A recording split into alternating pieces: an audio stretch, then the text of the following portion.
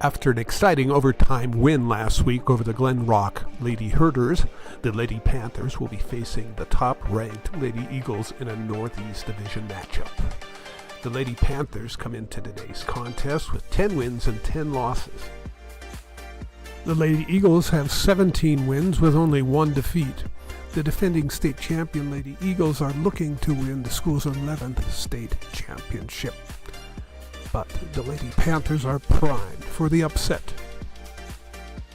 Welcome to Wright, Wyoming for the Cancer Awareness Pinkout game between the Wright Lady Panthers and the Tongue River Lady Eagles.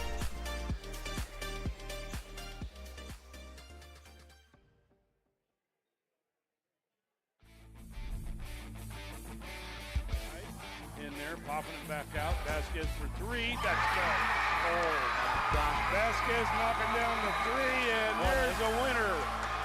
There's a winner right there. How could you be more proud of your brother? Nice block by Shelby Smith and Abby Smith. Fumble on the play, recovered by Neely. That's a touchdown, Panthers!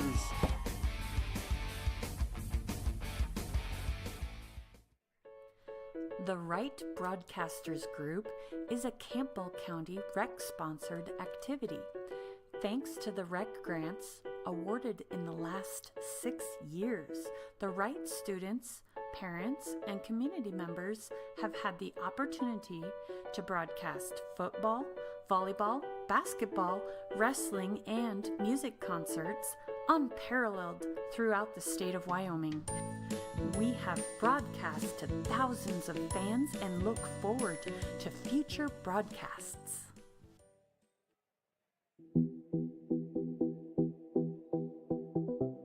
The Wright Recreation Center. Promoting good health, the Wright Recreation Center provides a variety of equipment and activities for all ages. The new recreation center was recently opened, offering state-of-the-art exercise equipment, lap pool, lazy river, hot tub, locker rooms, gymnasium, and a party room. A variety of classes and activities are offered regularly. The Wright Recreation Center is operated by the Campbell County Parks and Recreation Department.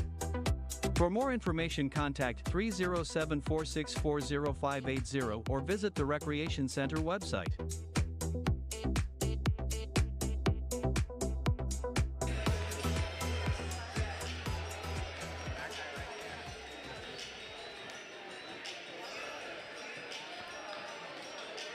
And a very pleasant good evening, everyone, and welcome live from Wright Gymnasium, Wright High School. My name is Scott Good, filling in for the herd of Vasquezes that are not here this evening, as Lou and Jacob and Jaden are off doing what they do. This is the Cancer Awareness game at Wright High School. My name is Scott Good from over across the bump on the Grable side of things, and I'm happy you could join us this evening for the first of two games. First game of the evening will pair the 10-10 Wright Lady Panthers under Coach Katie Pearson in her first year at the helm against Amanda Cummins and the Tongue River Eagles, coming in as 17-1, 5-0 in the conference compared to the 1-3 for the Wright Panthers. In what we hope is an entertaining game this evening, the second game we'll get to will be a very short-handed Tongue River Eagles squad as the flu has just ripped through the town of Dayton. And they will only have 7 in uniform this evening as they take on Neely and the Wright Panthers. We are just about 25 seconds away from I believe we're still going to do the announcement of the starting lineups as well as the national anthem. You are tuned on YouTube. You are watching the game live. And on the NFHS, we thank you for tuning in. And we'll check and see, as I'm new to this in the gym this evening. At this time, please stand and join Miss Kale Nolte, a 7th grader here at Wright Junior Senior High School, as she plays our national anthem.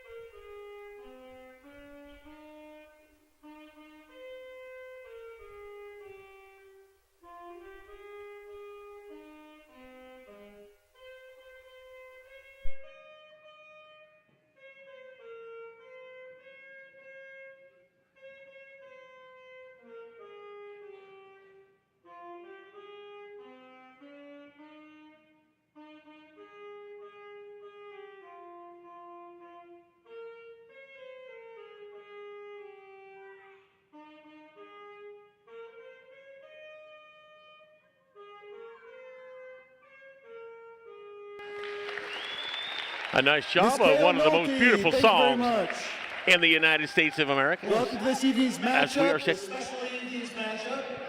This matchup, the cancer awareness game, raising money for a recipient in the community who has gone through the heartache and heartbreak of cancer. Visitors tonight will be the Tongue River Eagles. They are the #1 team in the state of Wyoming, unanimous #1 team in the state of Wyoming in Class 2A. Emma Sopko, just a freshman, wearing number 22. Sopko checks in, averaging just under 5 points a game. Afton Cummings at 10.8 a game, 100 assists on the year for the sophomore Afton Cummings.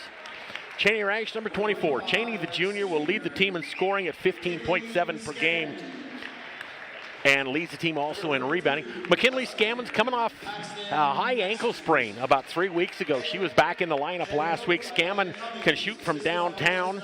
She is 22 of 75 from the year from beyond the arc. And the fifth starter, Paxton Axemet. Paxton, the little fireball of the Tongue River Eagles. Again, 17-1, 5-0 in the conference. And now for your Wright Lady Panthers, wearing number 11 tonight, Danny Barnhurst. Barnhurst, the junior.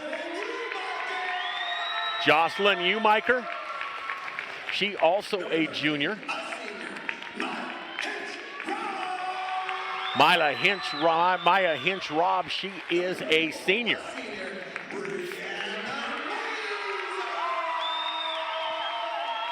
Brianna Meza, also a senior, wearing number 24.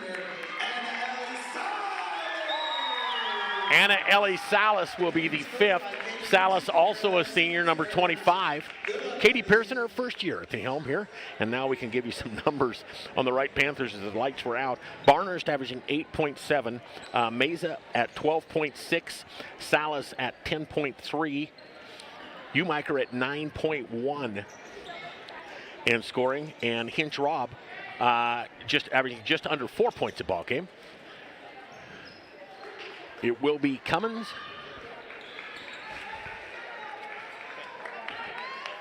And it should be, and is in fact Umiker in the middle. Officials out of Douglas sitting. Tip is up, controlled backcourt to TR. Cummins, after winning the tip, will now take over at the point. Against the man defense, there's the dump inside to Rash. There's a kick to Scammon in the paint. Scammon circles back to the right, outside. Sopko jumped into the shot, left it short off the iron, taken away by Barnhurst. Barnhurst in the backcourt, no score, just underway. Meza on the move. On top, Salas to Barnhurst.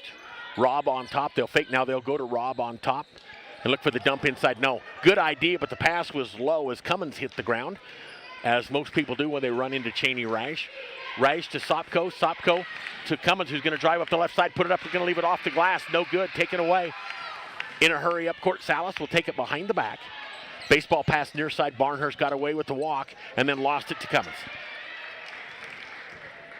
One-hand baseball pass too high. Turnovers go back to back, still no score. 7:04 remaining here in quarter number one. You are tuned in on YouTube and on the NFHS network. Pressure in the backcourt, Rash with the steal and then had it taken away by Salas. Salas to Barnhurst into the forecourt. Lob down low. Cummins will tip it away from Hinch-Robb, thrown into the forecourt to Rash. Rash up court, running left-hander in the paint, got it.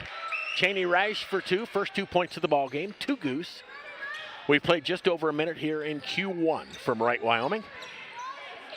Right side, Umiker, bounce pass inside, tried to get it to Mesa, taken away by Rash.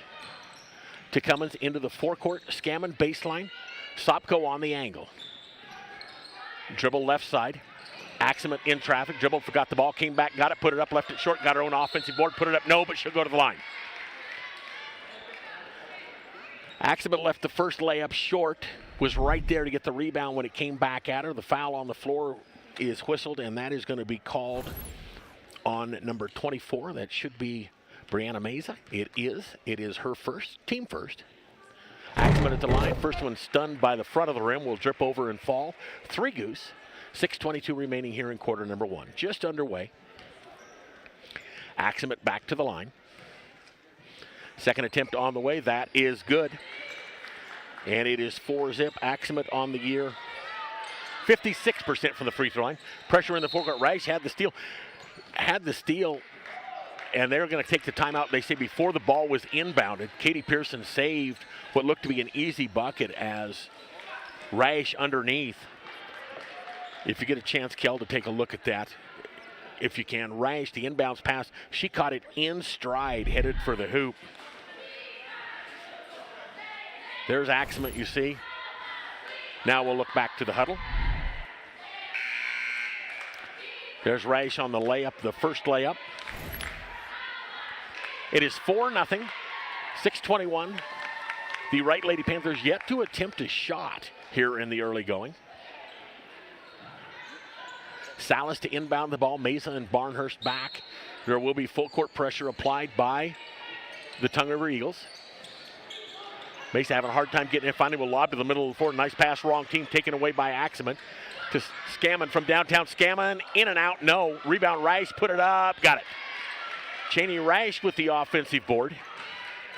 And Wright wisely gets the ball in quickly before the pressure can set up. Barnhurst in the paint, lost it as she went down to one knee, taken away. Here comes Cummins. Take it behind the back to Axemet. Circle kick back to the top. Barnhurst, nice job, had it, lost it, and the ball will go out of bounds, and they'll say last touch by the Wright Lady Panthers. Kind of helter-skelter to get things going. 5:54 remaining here in quarter number one. 6 Goose on the board. Inbounds pass to Scammon. She'll kick it out to Axemet. Jump into a 3-ball step. Hard off the iron, no tipped. Will come away, and there's going to be the traveling violation. Is going to be whistle on Madison Rodriguez. Right, the idea was there is get the ball out of the backcourt as quick as you can, even on a miss or a turnover before that pressure comes back on you. Sopko from on top, 4-3, no.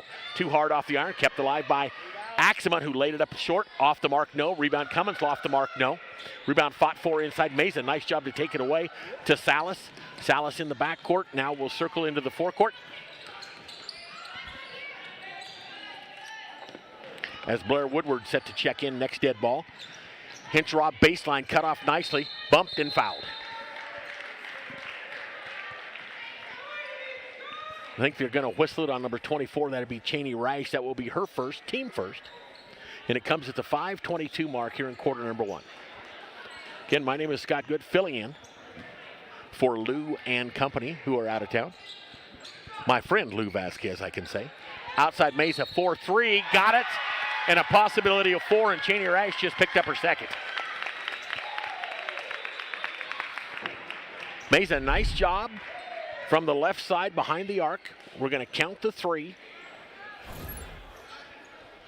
The foul on Rash will be her second. She will check out Kayla Logan into the ball game. Logan, a senior, replacing the junior Cheney Rash. Rodriguez, Salas, Mesa, Woodward, and Umiker, the 5 on the floor for the Wright Lady Panthers. As the free throw attempt is good by Vasquez, or by Mesa, making it 6-4. Sopko in the paint, lost it. After it was Umiker, taken away. Rodriguez behind the back. Will go up top, Mesa, right side, outside Salas. Baseball pass near side, right toward Kelly Glasser down in front of me. Mason, nice move on the baseline. Now we'll spin it back to the outside. Might have got away with the travel again. Did Rodriguez. Bounce pass in deep for Umiker. Umiker's going to step back, kiss it off the glass way too hard. Logan will be tied up by Mesa on the inside. Jump ball, possession arrow, the Wright Lady Panthers at the 4:38 mark.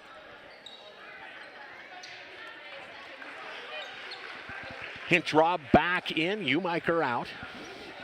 Rodriguez, Salas, Mesa, Woodward, and Hinchrob, the 5 on the floor for the Lady Panthers. Pass will be tipped and will go out of bounds. It will be last touched off of either Cummins or Logan. Irregardless, it's off of TR. It will be deep on the sideline. Anna Ellie Salas to inbound. She will do so to Mesa. On top, Rodriguez. Rodriguez, Hinchrob. Threw it away. Amanda Cummins was open, but her eligibility was over many, many years ago, as she is now coaching TR. The turnover will give it back to the Eagles with 4:29 remaining in quarter number 1, 6-4. The score on the Wright Panther scoreboard. Cummins will walk the ball to the forecourt.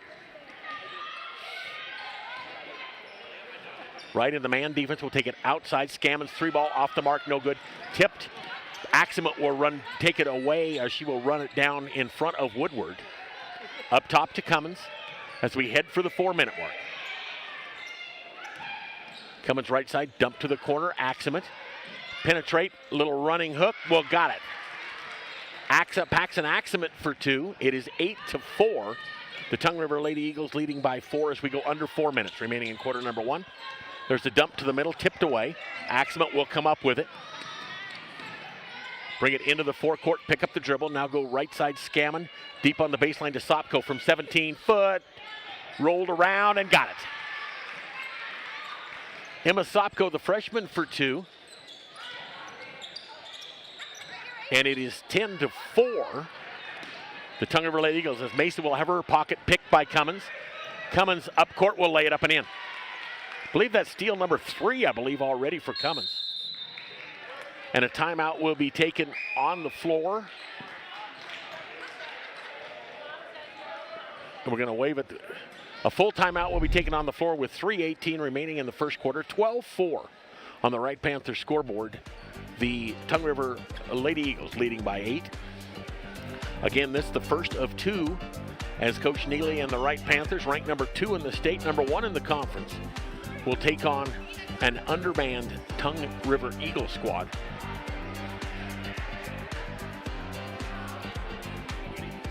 Wright had a pretty easy go of it in game 1 in TR last month. And Tongue River will come into the game tonight with 4 of their 5 starters out due to illness that went through. That has ravaged the team. This is Tongue River's only game this week. Of course, the Wright Panthers will be in action tomorrow against Sundance. A game in Sundance, right, Kelly? Again, it is in Sundance.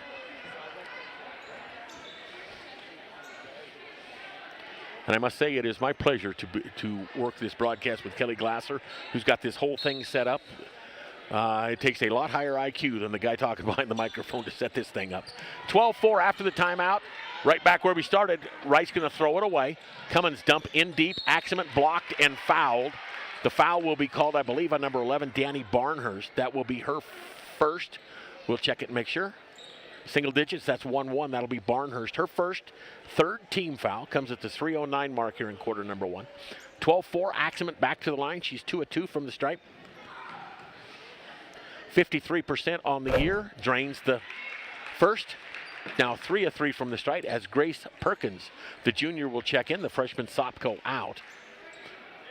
Perkins, Scammon, Aximent, Logan, and Cummins, the 5 on the floor for Tongue River. Hinchrob, Woodward, Umiker, Salas, and Barnhurst, the 5 on the floor for Wright. Second is no good. Barnhurst to answer from downtown. Bank bonk, no. Run down in the corner by Umiker, has it taken away. Up court, TR can't save it. The ball will go out of bounds, and it'll go right back over to Wright, trailing 13-4 with 2:53 remaining in the first quarter. Salas inbound to Barnhurst. She will go one-on-one against Cummins. Barnhurst blows past, puts it off the glass, halfway down, kicked out, no good. Ripped away, nice hustle by Hinch Robb in there, but the ball will go out of bounds, last touched by Maya. And it will be TR basketball with 2:40, clock running, time remaining here in quarter number 1. 13-4 on the Wright Panther scoreboard. Cummins to the forecourt, guarded by Salas. Will give it up right side, outside Scammon. Perkins on the move, will put it to the floor. In deep, handed into the middle. Tried to get it to Logan, taken away by Salas. To Hinchrob, to Barnhurst into the forecourt. Back to Salas on top.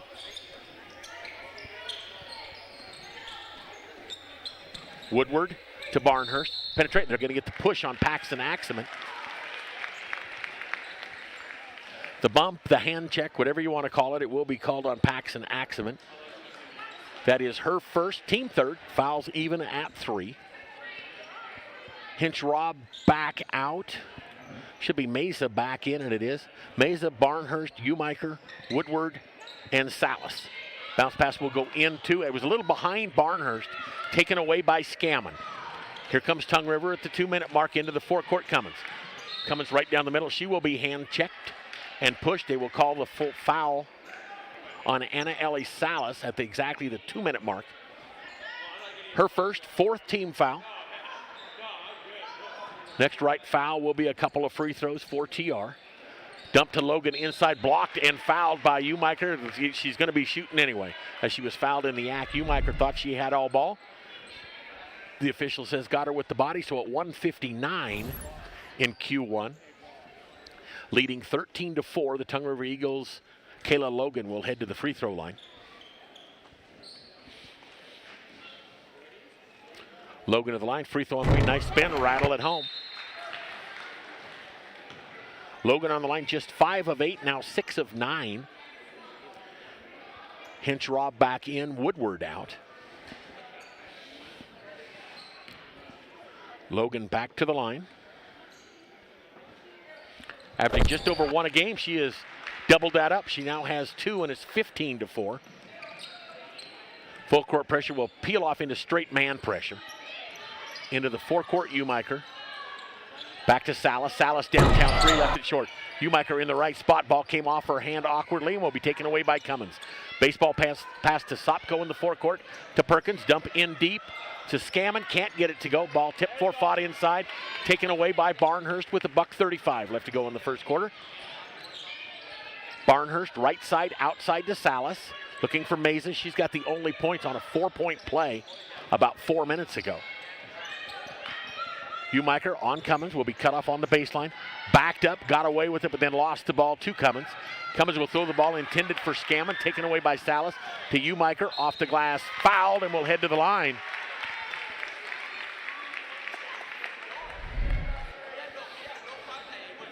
Jocelyn Umiker to the line. The foul was called, I believe. The foul was called on Grace Perkins, her first, team 4th.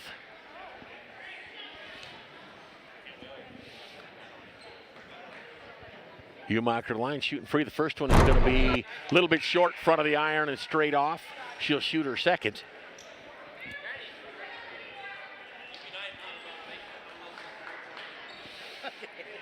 $15-4 on the Wright Panther scoreboard. $1:13 left to go in the first quarter. Umiker to the line, second attempt on the way. That is good. 15-5. Axement will head forecourt where she will be picked up by Barnhurst. Crossover dribble, now take it down the paint to Cummins. Cummins to Sopko. In paint, Sopko might have took an extra step, got away with it. Perkins kept it alive. In traffic, no. And they're going to call the travel. Grace Perkins going to be called for the walk as we go under 1 minute remaining in quarter number 1. And here's the full court pressure. Salas to inbound. To Mesa on the near side. Mesa will clear out and guarded by Axement. Bring it to the forecourt with token pressure. Barnhurst on the move. On top, Hinch Rob. Dribble her away, back her way into Salas. Salas for 3. Long off the iron, no good. Taken away by Axement. Mesa, pick it up, put it in, and she'll go to the line. Paxton Axement with the personal foul. That'll be her second. And Mesa, who scored early on a 4-point play, has a chance to add a 3-point play.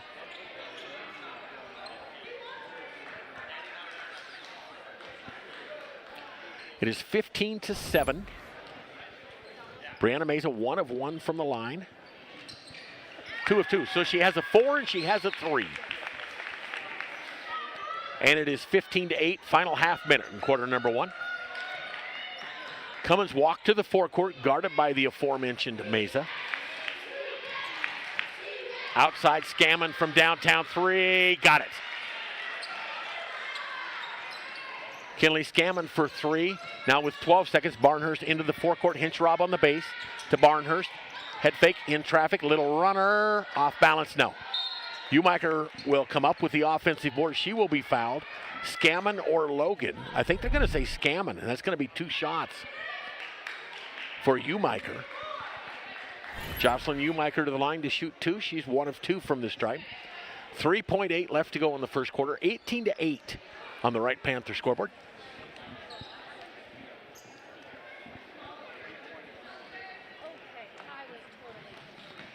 Logan will back up deep, as she was evicted from the low spot and then from the 3-hole. Umiker on the line. Free throw is good. Now 2 of 3 from the stripe. 18-9. Tongue River leading by 9. The free throw to put the Panthers in double digits here in quarter number 1. No, offensive board. Mesa put it up, got it. So she's got a 4, a 3, and a 2. And we have got 1 quarter in the book with the score on the Wright Panthers scoreboard. It's the Tongue River Lady Eagles 18, the Wright Lady Panthers 11. And we're still trying to get used to the technology that they throw at us here as we look at scoring through quarter number 1. Leading scorer McKinley Scammon and Paxton Axeman each with 5. Kayla Logan, Cheney Rash, Emma Sopko, and Afton Cummings each with 2. 3 rebounds for Paxton Axeman, 2 for Afton Cummings. Now I'll kick over to the other side. You have got Brianna Meza with 9. As mentioned, she has a 4, a 3, and a deuce. 2 of 2 from the stripe. Perfect from the field. 2 of 2 from the field. 1 of 1 from beyond the arc. 9 points and 3 rebounds. Couple of points for Jocelyn Umiker. 2 points, 2 boards. Danny Barnhurst has not scored, has a couple of rebounds. Rodriguez and Woodward each with a board. And Anna Ellie Salas with a board and 1 personal foul. 4 fouls on the Wright Panthers, 4 with 1. Foul trouble for the Tongue River Eagles. Cheney Rash with 2, and I believe they're going to show Paxton Axeman should have a couple as well. Now we are back to live action. Cameras will switch with us momentarily as we're getting some technical stuff done. Oh, it is moving. 18-11, TR basketball. Perkins dump inside. Nice move, Cheney Rash. Then she'll take it over the rainbow. Offensive board, Cummins. Gets it to Rash, who's on the floor with 2 personal fouls. Deep into the corner, Cummins. Penetrate in the paint, step, and called for the travel. Traveling violation will be called on Tongue River. They'll turn it over. 7:39 remaining here in the first half. 18-11. Salas in the backcourt to Meza. Hinch Rob with Woodward, Umiker, the 5 on the floor, in paint, off the mark. No, they're going to call the travel first. Before Umiker was fouled, and she was fouled, but they'll say the travel, and it took place before. So turnovers, traveling violation going both ways. Rice to inbound in the backcourt. Pressure will pick up at the half for Coach Pearson and the Lady Panthers. 18-11. Sopko on the move. She'll stop in the paint. Nice drop step. Put it up. Can't get it to go. Kept it alive, but it taken away by Meza. Meza's pass deflected. Taken away by Rash. To Cummins. Fade and over the top. No. Taken away by Salas. Salas ahead to Barnhurst. Here comes Barnhurst one-on-one. Back up behind the arc. Dump in deep to Umiker. Put it up for 2. Nice feed. Barnhurst to Umiker for 2.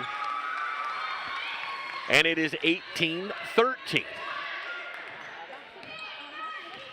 Tongue River still with the lead. They have led since the get-go. 12-4 at one point. Perkins in the paint. There's the kick out to Sopko. Dribble to Scammon on top.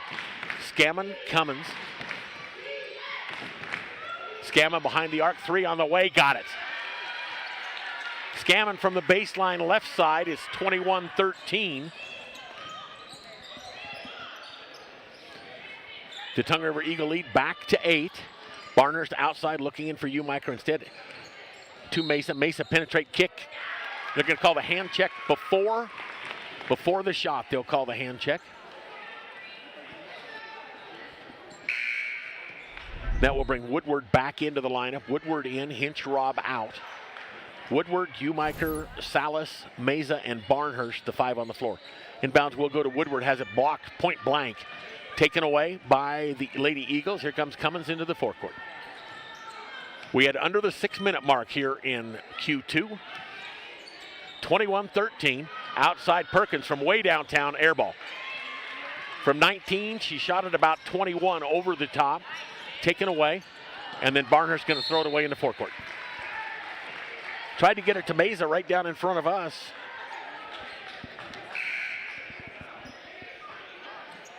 As now Logan in, that's Kayla Logan, number 34, replacing number 4, which was Grace Perkins.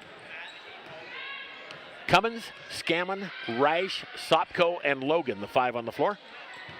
As Axemet, the 1 starter for TR, not on the floor. This ball nearly thrown away. Reich tried to save it and couldn't.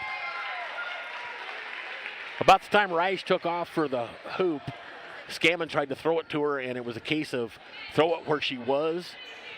And the ball went to the backcourt. Turnover on TR at 21-13. Here come the Lady Panthers, trying to cut into the 8-point deficit. And we're going to go the other way.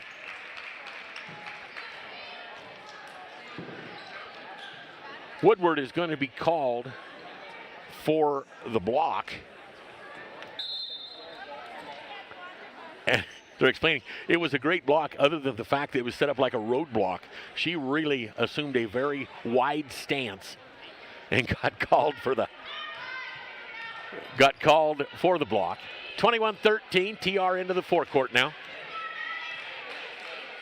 Scammon to Cummins. Wraparound pass. We'll kick it out to Sopko. 3 on the way. Sopko, no.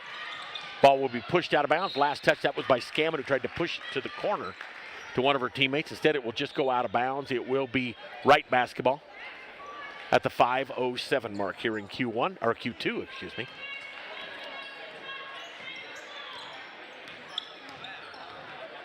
Again, whether you're tuned to the game on Kelly Glasser's YouTube station or you are tuned in on NFHS, we thank you for tuning in. Wright's going to throw it away.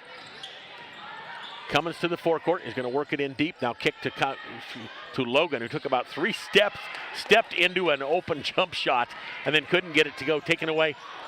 Rodriguez had it, lost it. Ball will go out of bounds. Add insult to injury. It will belong to TR in the backcourt. Rodriguez got the feet crossed and went down. The ball came off her arm and slowly rolled backwards and underneath the basketball. Umiker back in, Woodward out. 4:36 remaining in the first half. Nice feed off the inbounds. Cummins to Rash. Then Cummins is going to get the steal. Hammered, no call, but she'll put it up and in. Rodriguez got away with the foul, 25-13. Dump to the forecourt, Umiker. Outside, Mesa on the way. Back of the iron off the mark, no good. Good hustle to run it down. Outside, Rodriguez 4-3. In and out, no good. Taken away by Cummins. To Rash. Into the forecourt. Now TR with the number 3-on-1. Scammon up court, lay it up the glass. Can't get it to go. Rebound taken away by Umiker. Handed off to Mesa as we go under 4 minutes remaining in the first half. 25-13. TR by a dozen. Right side, Salas on the move. She'll circle back to the top. Left side, Hinch Rob. To Rodriguez outside. And now split the double team and lose it on the dribble. Taken away by Sopko. Long into the forecourt to Rash. Nice save to Scammon. Can't get it to go. And then the foul, we're going to go the other way. I believe they're going to get Kayla Logan with the foul. I believe they'll say number 34. They do. It is her first personal foul. First team foul of the quarter after the reset at the start of Q2. And a timeout will be taken on the floor. 3:31 remaining here in the first half. 25-13 on the Wright Panthers scoreboard. It is the Lady Eagles, number 1 ranked team in the state, leading by a dozen over the Wright Panthers. Here we take a look. There was the foul inside there. You can see where they got Logan. And there's the offensive board. You see by Mesa, we talked about late in Q2, and that was a nice feed. We talked about Barnhurst to Umiker inside. Scammon answers with the 3. That seems to be kind of her spot. Mesa answers with the runner, but it was called back because of the push beforehand. 25-13, 3:31 as we peer in at the right huddle.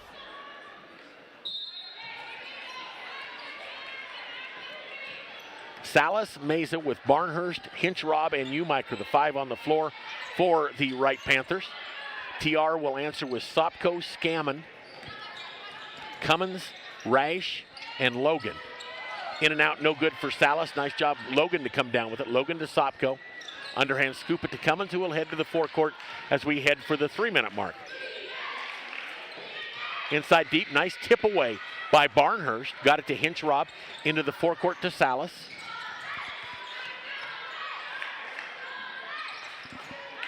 Tried to feed it to Hinchrob inside. It will go out of bounds. Hinchrob kind of slowed, kind of wanted it on the elbow. The pass led her into the paint and off of Hinchrob out of bounds as Logan checks out. Paxton Axelman checks back in for TR. 25-13 on the Wright Panther scoreboard. 2:45 remaining in the first half. Sopko into the corner. Axelman. Dribble penetrate. Running left-hander. She made one of them. Missed that one horribly bad. And it went off the glass and came back at the same angle. Barnhurst into the forecourt. Mesa, right side, in deep to Umiker. Off the glass, kiss it and count it. Umiker to the line. Cummins with the foul.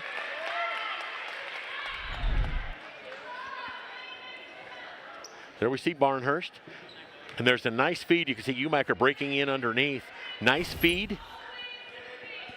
Cummins with the foul. There you see the stats on Umiker. Now you can not add a free throw to that as her free throw rims out. 25-15, the lead is down to 10. Cummins will head to the forecourt. That was the first personal foul on Cummins, by the way. Cummins lost it on the way up, made the move in the paint, and raised the ball up to slide through the double team, kind of sideways through it, and the ball popped up and out of bounds. Now Cummins will check out. Grace Perkins checks back in.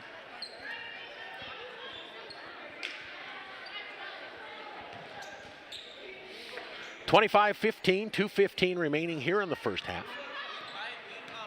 Salas into the forecourt.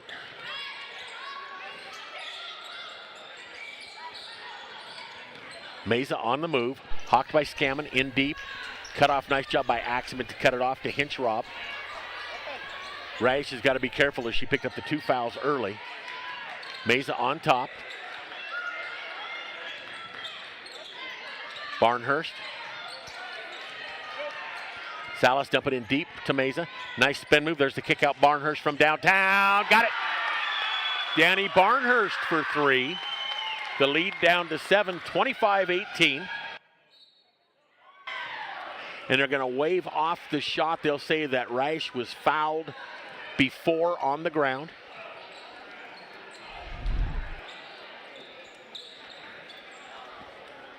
The foul was whistled on Umiker. That is her second. Nice job by Barnhurst. They've seen that play. TR runs that play where they'll wrap around Rash. More often than not, she ends up with the layup. In this case, Barnhurst read it, stepped in front. In that nice feed, Umiker put it up and in, and Umiker went down and the hook went out. We're going to take it to Umiker went down her left ankle. Went out from under her, and she knew it right away, as did everyone here as she hit the ground hard. Umiker will check out. They're just going to head right into the locker room with her. Woodward up off the bench and will check in with 1:17 left to go in the first half of action.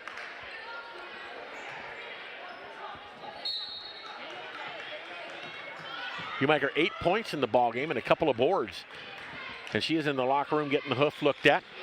Sopko, right side. They're going to kick it in deep to Cummins, who checked in during the timeout. Outside Axelman, 3 ball. Off the mark, no. The ball tip will go out of bounds, and they're going to say it'll stay with the Tongue River Eagles. With 1:03 left to go in the first half, 25-20. The lead was 8 for TR at 12-4. Nice job by Woodward to scrape it away from Perkins. Get it off to Salas. Anna Ellie Salas in the forecourt. Barnhurst. Mesa left side still on top. Woodward. Barnhurst, head fake, nice move inside, off the front of the iron, no good. Scammon hacky sacked it, got it back. Now here comes Cummins. And she will count it and go to the line as she's going to be fouled in the act. The shot went. Count the hoop. The foul was called on number 4, Woodward. Blair Woodward, the junior, that will be her second.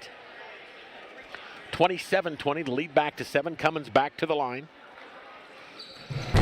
A 62% free throw shooter. Gets the first to drop, lead back up to 8 at 28-20. Final half a minute of the first half here from Wright Gymnasium. Mesa, Barnhurst on top, head fake to Salas. Outside Hinch Robb. Guarded by Perkins, lost it, the ball will go out of bounds. Last touch by Hinch Robb. The turnover comes with 13.8 remaining in the first half, 28-20. On the Wright Panther scoreboard. Now Cummins will walk to the forecourt and cross over at the 8-second mark. Scammon outside, 3 on the way. Scammon, no. Ball fought for inside, and that is how the half will end with the score on the Wright Panther scoreboard at the break. It is the Tongue River Lady Eagles 28, your Wright Lady Panthers 20. 28-20 at the half.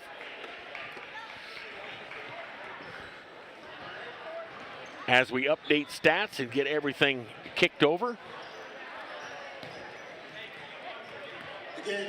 we can tell you that according to the board in front, McKinley Scammon with 8 leads the Lady Eagles.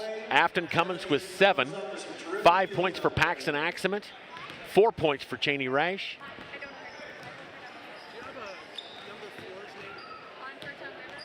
Grace Perkins is number 4. I can multitask, but I'll just keep chatting while I do.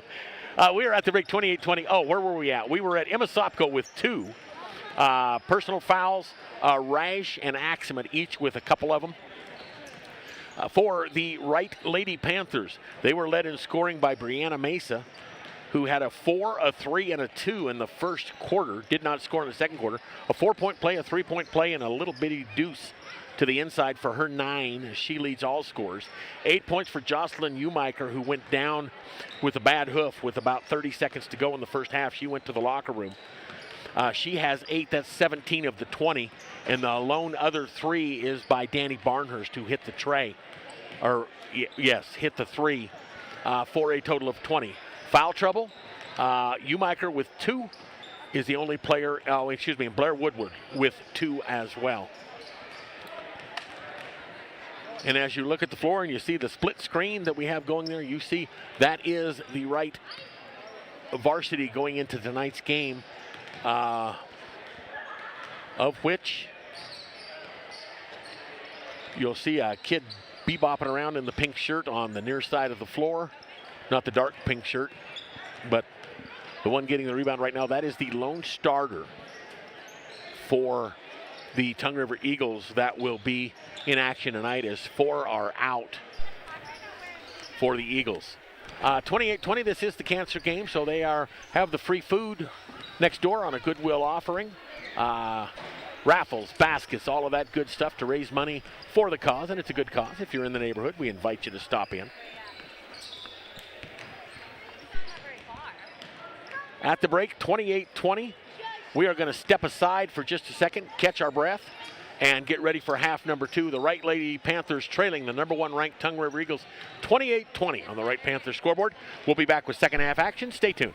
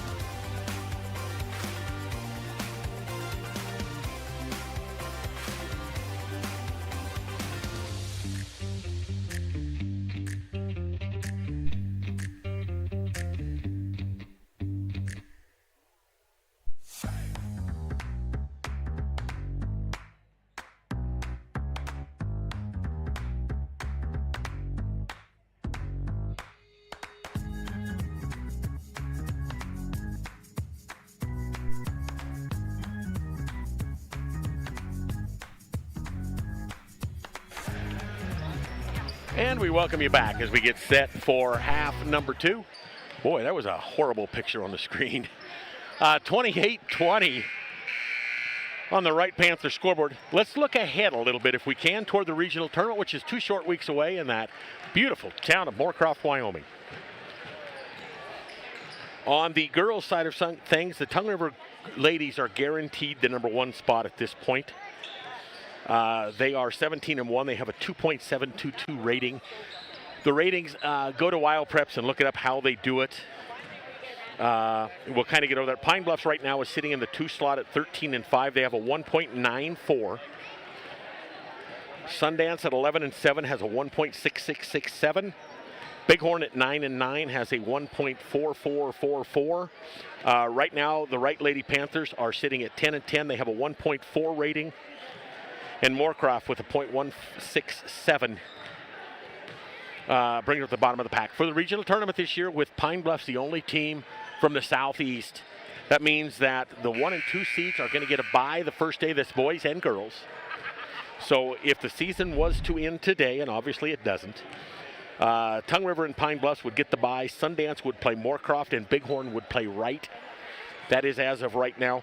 Things could change a little bit. Bighorn and Sundance are playing this evening. In fact, they're playing right now. And Sundance tomorrow obviously will play the Wright Lady Panthers. So things could change a little bit in there over the next little bit. But right now it looks to be Tongue River and Pine Bluffs who will have the byes opening day. And what that will change in the tournament bracket is that is going to put the semifinal games that you're used to on Friday night. That's going to kick those semifinal games to the early afternoon 2 weeks from tomorrow.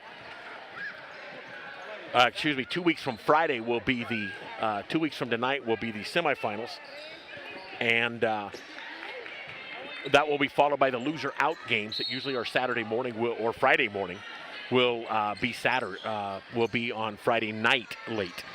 Back to live action, 28-20, Wright with the ball. Say that's a nice save into the backcourt from Anna Ellie Salas. Save it to Meza. Trying to get it backside. Umiker is back on the court. From the outside, 3-ball, Salas going to be short. Taken away off the bottom of the rim by Scannon. Tipped away by Barnhurst. Out of bounds. It will be last touch. They'll say Cummins took it off of Barnhurst out of bounds. So it'll be Tongue River Eagle basketball with 7:40 remaining. Just underway here in quarter number 3. You are watching the game live on YouTube or on the NFHS network. I am filling in. My name is Scott Good. I'm filling in tonight as Scammon from downtown drains 3. Scammon for 3.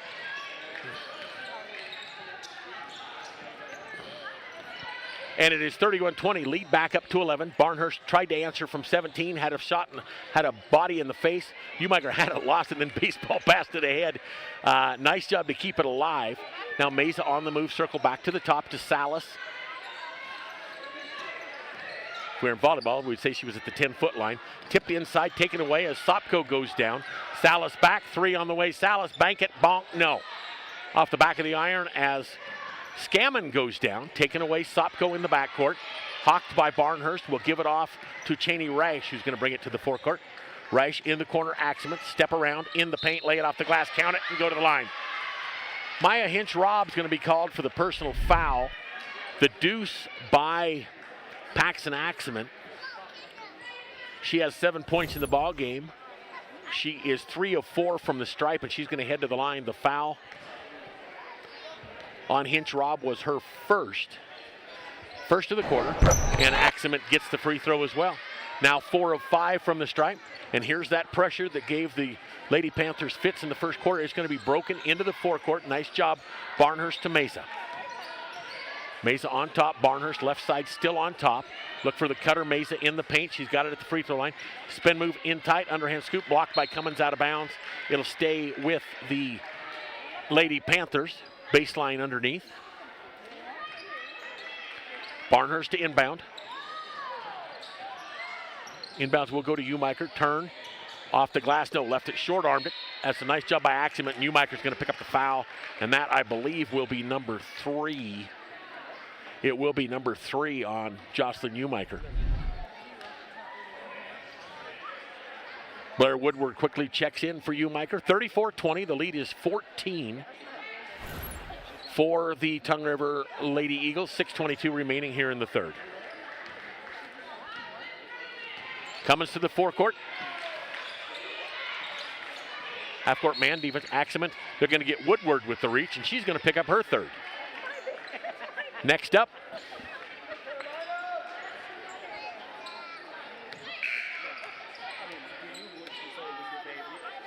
Carolina Navarro checks into the lineup. Cummins to inbound, right in front of us. We'll do so to Scammon. Back to Cummins. Cummins off the dribble, in traffic. Kick out Scammon, 17 foot, got it.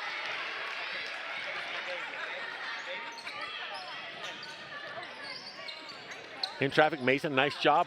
Ball will be tipped into the forecourt. It'll go out of bounds. It'll stay in the hands of the Wright Lady Panthers, who advanced the ball to the forecourt.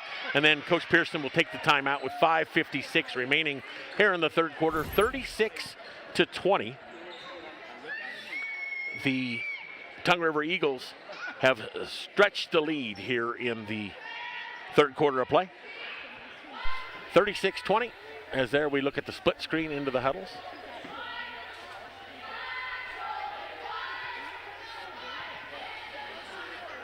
Again, scoring-wise, Mesa with 9, Umiker with 8, and Barnhurst with 3. That's the 20. They have not scored in the first 2 minutes and 4 seconds here of the third quarter. Scammon with 13, including 3 threes. Scammon with 13, Axelman with 8, Reich with 4, Afton Cummings, with 7. The aforementioned Reich with 4, Logan and Emma Sopko each with 2. 36-20 on the Wright Panther scoreboard. The Tongue River Lady Eagles, they are 17-1. And the number 1 team in Class 2A and the defending state champions. Against a Wright Panther team, 10-10, much improved from where we saw them a month ago.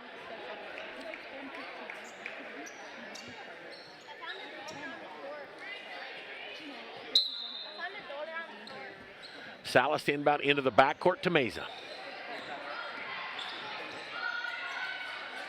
In the corner, Navarro. Bounce pass on top, Woodward, Barnhurst, and they're going to get the hand check. Scammon.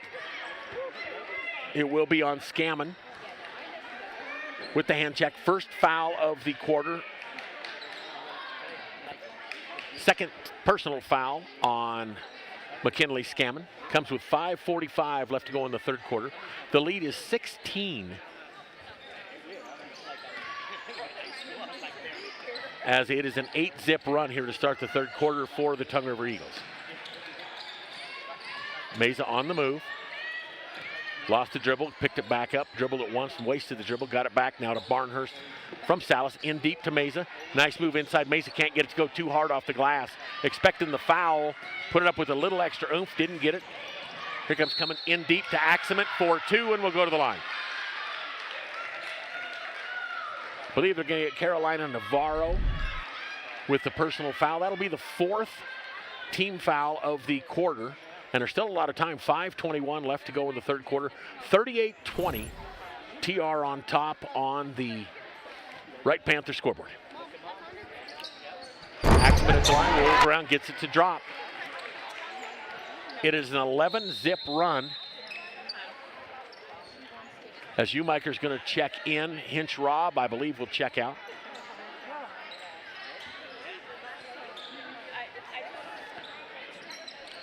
(39-20). Salas off the dribble into the forecourt. No. They'll say it was deflected, intended for Umiker. The ball was deflected out of bounds. It was either Rash or Axelman on the deflection. And with 5:15 remaining in the third quarter, an 8-point lead has turned into a 19-point lead for TR. Salas to inbound to Barnhurst. Mesa up top, head fake. Thought about it, lost her lady on the floor as Reich went down and just sat and smiled. She got just absolutely burnt by Mesa, who then couldn't get the shot to drop. 39-20, outside coming for 3. Short off the iron, no. Rebound Scammon off the glass. No, wave it off. She was fouled on the floor but it will be 2 shots as that is the 5th team foul. Sherry just put her nose in business and made sure No. Scammond's going to head to the line there. We've got it straight. Now Scammond will head to the line. That's bad, Kelly, when you look, and I just naturally assumed I was wrong. And for once I wasn't. Scammond to the line. just let that go. That people just need to think for a minute and everything will be fine. Scammond for the year, 63% from the line. Too hard on the first, she'll shoot another. 4:57 remaining here in Q number 3. Navarro out. Umiker with the 3 personal fouls checks back in. Sopko out. Grace Perkins in. Scammond gets 1 of 2. It is a 12-goose run as the pass from Barner's a little too slow. Tried to get it to Hinch Robb. Scammond in traffic. No, but she'll go to the line again. Barnhurst or Salas. They're going to say it's on Anna Ellie Salas. That will be her 2nd. Team foul number 5 plus. Scammond to the line. She just was 1 of 2. She is 1 of 1 on this trip. 2nd attempt upcoming. 41-20. It is a 13-goose run here in the first 3 minutes and 10 seconds of the 3rd quarter. 2nd attempt on the way by Scammond. Short off the iron, no.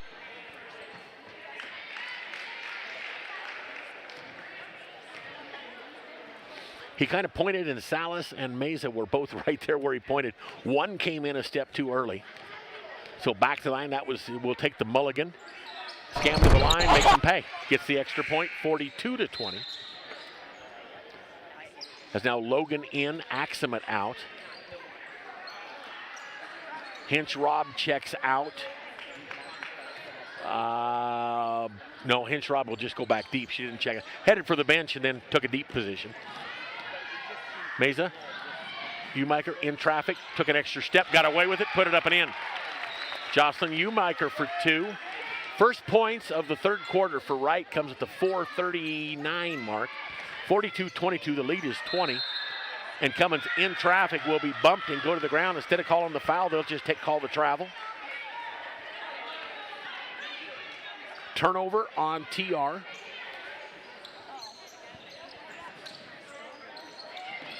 In traffic, Barnhurst, leave it ahead for Umiker with 1 to beat. Umiker will pull up at the angle. Outside Salas, 3 ball on the way, no. Rice will rip it down, lost it. Umiker will pick it up. Lost it, picked it up again to Meza. Meza, a little runner off balance, left it short.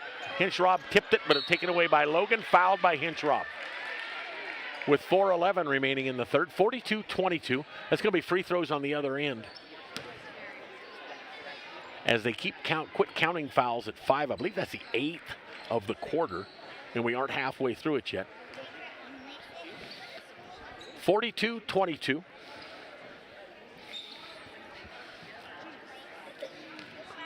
The Tongue River Lady Eagles leading by 20. Logan to the line, free throw on the way is good. Kayla Logan with her 3rd point of the ballgame, averaging 1.1 on the year. 2nd attempt by Logan, nice rotation, nothing but net. She has 4, all from the stripe. Axemet and Sopko back in. Perkins and Reich will check out.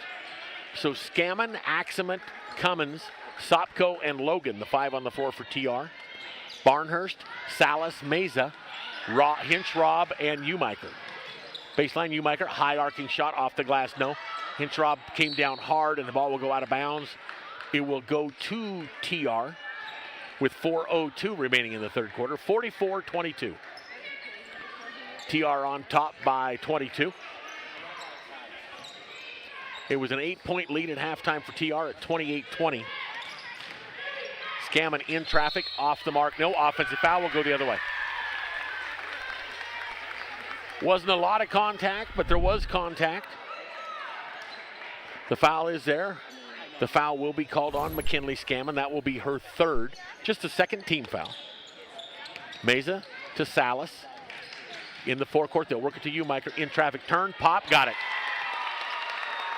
Umiker showing no ill effects on the offensive end after tweaking the hoof late in the second quarter. 44-24, it is a 16-4 run here in quarter number 3 for TR. Cummins in traffic, scoop it back to Sopko. Sopko float, from 5, shot at 4. Air ball down low, Salas off to Umiker. Had it, lost it, got it back. Now she'll take it to the rack, lay it off the glass, too hard. A lot of things that sequence could be called right there starting at half court. Pretty would not be one of the adjectives that was used for it. Gritty is a term you could use, but the shot didn't go for Umiker with 3:08 left to go in the third. 44-24. Wright trailing the number 1 ranked Tongue River Lady Eagles. Cummins to the forecourt. Skip to the corner. Rash for 3, got it. Baseline 3-pointer for Cheney Rash. 47-24. Hinch Rob in the forecourt. Tied up on the sideline, stepped on the sideline. She got, Maya Hinch Rob got pinched tight on the sideline. Tried to step around the double team. Caught the corner of the line with 2:44 remaining in the third. 47-24. Outside, Sopko from downtown. No good. The tip by Rash will go to Perkins. Lost it to the inside. After it is Salas. Taken away. Here comes Anna Ellie Salas into the forecourt. Bounce past Meza. Kick to the outside. Barnhurst for 3. Back of the iron, no. Ripped up inside. Tied up jump ball. Possession will favor Tongue River with 2:18 remaining in the third quarter. 47-24 on the Wright Panther scoreboard. Again, I am filling in for a whole herd of Vasquez's that are gone tonight. Jaden, Jacob, Blue, Cassandra, and Cindy. Oh, I can't forget Cindy. In traffic, Sopko took an extra step. A 4-step layup is a thing of beauty, but it's never going to be any good. Sopko just got the call rung up on her with as we head for the 2-minute mark. 47-24.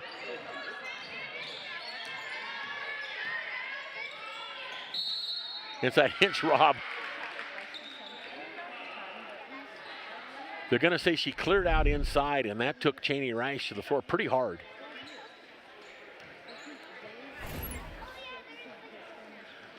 She got dinged a little bit and will check out.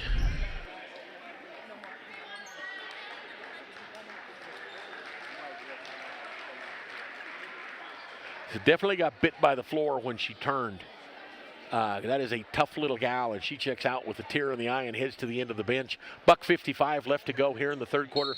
47-24. A 19-4 run in the third quarter has broke this wide open. Perkins to Sopko, looking for Cummins inside. Now they'll get it to her in the paint. Kick out, Aximent for 3, no. Fought for inside, Salas had it, they're gonna call, I think they're gonna call the foul. They're gonna get Grace Perkins with the foul. We're sure if they're gonna call the jump ball or the foul. The official raised the hand to stop play and kind of wandered outside, I think trying to clear it up. The personal foul will be called on Grace Perkins. It will be her third, just the third team foul. Meza to the forecourt. Nice defense by Scammon. Halts the forward momentum. Salas dump it in deep to Umiker. Put it up. Got it. Jocelyn Umiker for 2.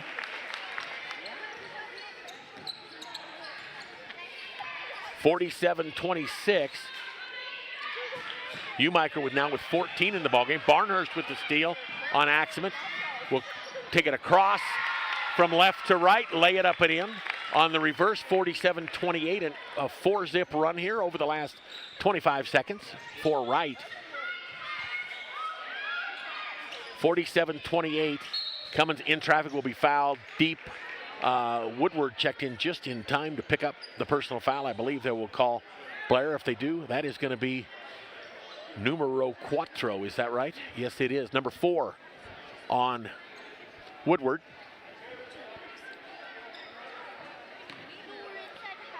That will send Cummins to the line to shoot 2 with a double in effect. After it hits the first, Cummins for the year 62%, 34 of 55 from the free throw line. 8 points in the ball game.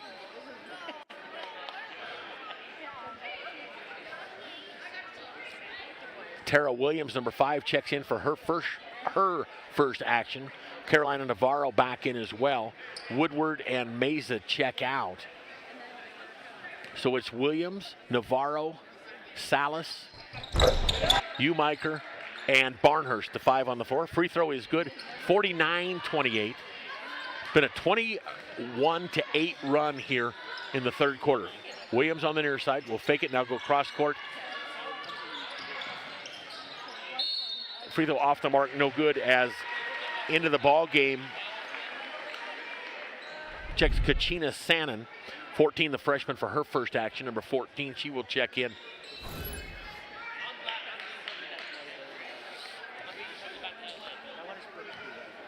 And she will be called for the personal foul, which will send Barnhurst to the line. Free throw is good. 49-30. 49-29, excuse me. The lead is 20, is now Navarro back out. Mays, after a quick respite, back on the floor. Second attempt on the way is off the mark, no good. Sannon with the rebound.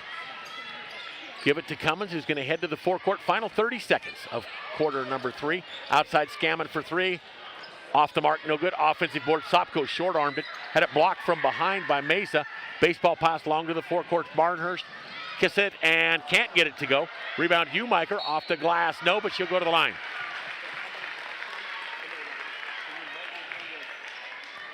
The foul will be called on Paxton Axelman, and that's going to bring Reich and Logan back into the lineup with 18.2 remaining in the quarter. Umiker to the line to shoot 2. She is 2 of 5 in the ball game. Make her 2 of 6.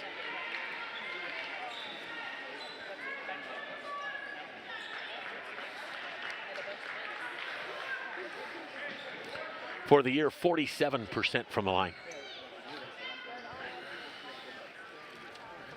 Back to the line, Umiker second is good.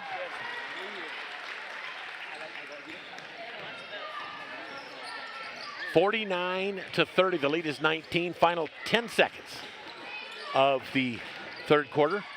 Cummins inside, can't get it to go. Kept alive by Logan, put it up, got it. Kayla Logan for 2, and that is how quarter number 3 is going to come to an end with the score on the Wright Panthers scoreboard after 3. It's the Tongue River Lady Eagles 51, your Wright Lady Panthers 30. 51-30 as we head to the fourth quarter.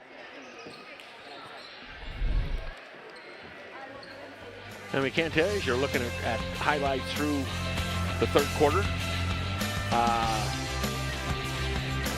the silent auction, all proceeds will be going to 3 recipients.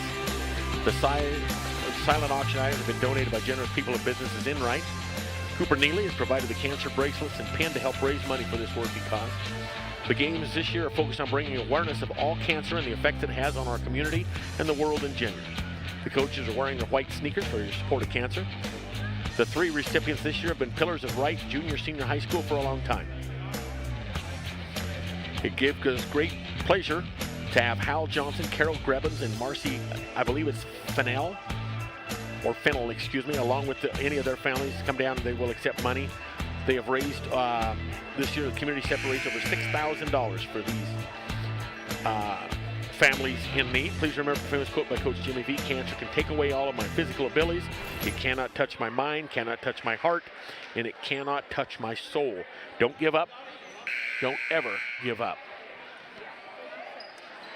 A great cause. Happy to support it on my end. Oh boy, that camera, you must have 12 cameras pointed on me, Kelly.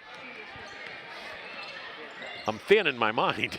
Start quarter number 4, 51-30. Baseball past the sideline, tipped out of bounds. It will be last touch. They're going to say it is off of Anna Ellie Salas. So it will be TR basketball. It was a 23-10 run in the third quarter that broke it open.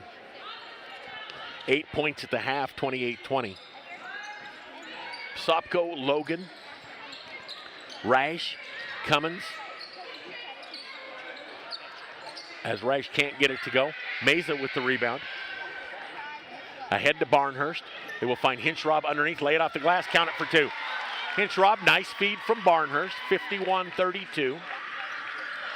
A lot of time left in the ball game, but a long road to catch up.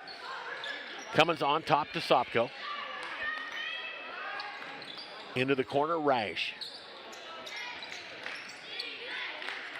Rash lasted on the dribble, picked it up to Sopko in the paint. Sopko left it up, left it short. Ball kept alive on the floor. Cummins comes away with it for TR. Outside, Scammon for three, got it. Scammon for three, that is her fourth three-pointer of the ball game, 54-32. Left side, Umiker.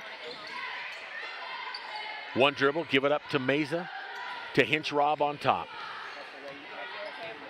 Finds Salas left side. Throw a high arcing three ball, nothing but net. Three for Salas, her first 3 points of the ball game. And 54-35. Cummins, there's the feed down low, deep. Sopko can't get it to go, short-armed it. Had the layup, didn't know whether to use glass or not, and left it short off the side of the rim.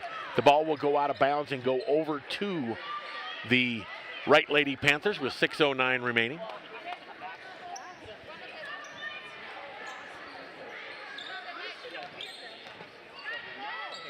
The regional tournament will start on Thursday, a week from this coming Thursday. Barnhurst in traffic, kick it in deep to Hinchrob, put it up and in. Nice move, nice finish with the left hand from the left side. 54-37. First 2 points of the ball game, I believe. No, Hinchrob down with 4. Rash outside, Cummins for three, no. Ball kept alive. Hinchrob will get it out to Salas. Salas' shot will be blocked. It will go out of bounds. It will stay with the Wright Lady Panthers with 5:34 remaining in the ball game.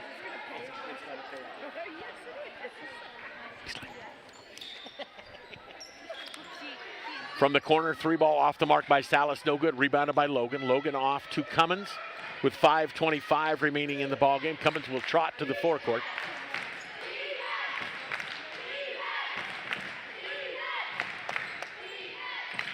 Tongue River girls will have a bye next Thursday.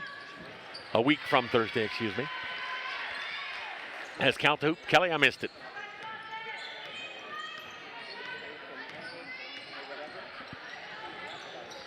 The basket was by Rash on the other end as I looked away. And on the, did I see the replay or did I miss the replay too?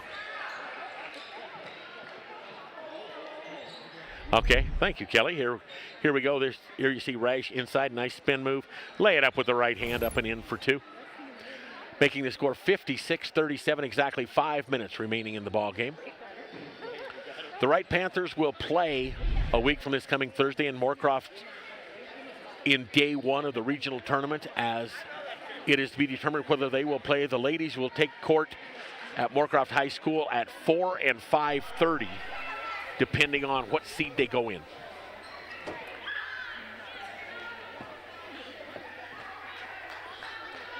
With a win over Moorcroft, they will, as we look it up,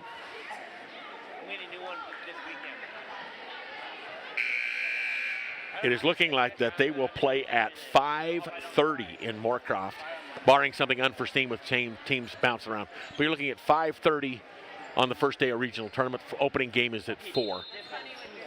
And that will be Moorcroft versus the 3 seed, either, looks like either Pine Bluffs or Sundance. Ball loose on the floor, hacky sack fumble. Kicked out of bounds, it will go to TR. With 4:53 remaining in the ball game, 56-37. Rash to inbound. Now we'll bring the ball to the forecourt. Tried to go behind the back and lost it on the transition. up court. Mesa didn't get it to go. Rebound Barnhurst. The shot is blocked, taken away. Blocked by Rash, taken away by Cummins. Now they'll leave it ahead. Hinch Rob, nice job to save it. Into the forecourt. Mesa to Barnhurst. He'll go back. Nice, unselfish ball handling. And a nice possession as Barnhurst gave it up to Mesa for two. 56-39.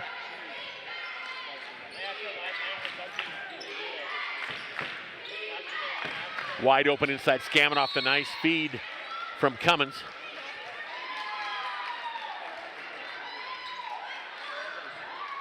Count the hoop, and then they're going to get Umiker with the foul. They're going to say in continuation of. Scammon looked wide open, the shot went up. A late whistle, but they will say the whistle was on Umiker. She'll pick up her fourth.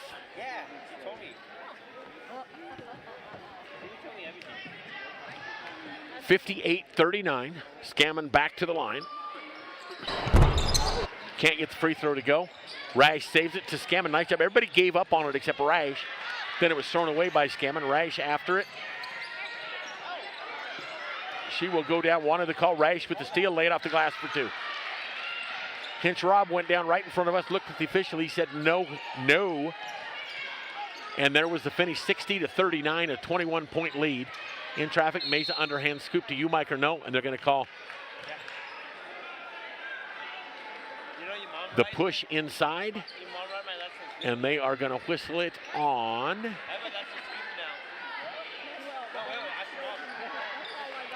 Scammon, her fourth. Mesa to answer, can't do it. And the foul will be called on Grace Perkin. That'll send Brianna Mesa to the line where she will shoot two shots with 3:41 remaining in the ball game. 3 points away from 1,000 for her career as Mesa. Make it two. And it'd sure be a nice night to get it right here. Mesa with 998 points in her career at Wright High School.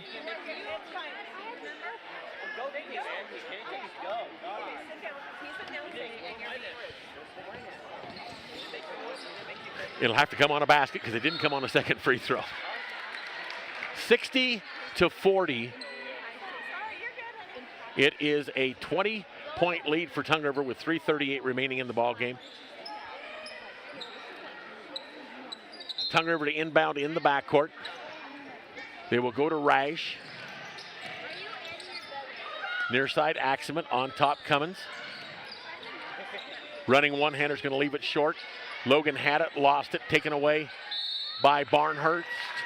Fouled by Cummins. That will be team foul number 3.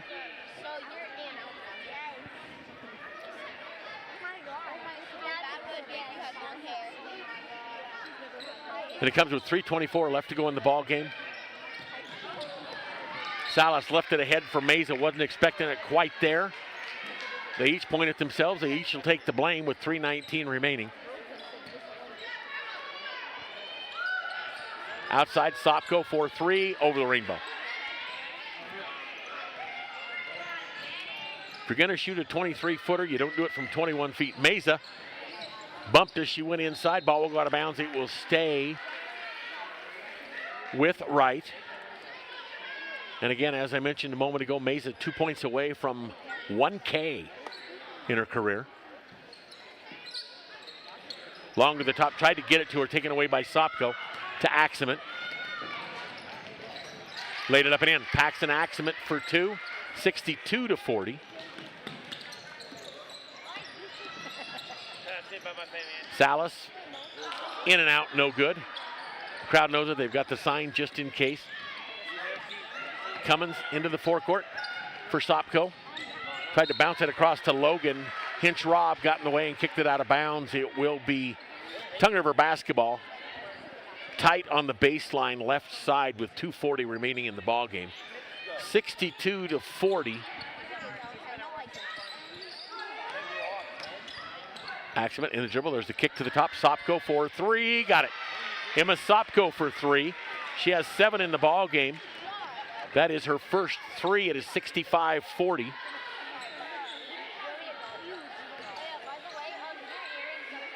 Meza on top. In the corner, Salas.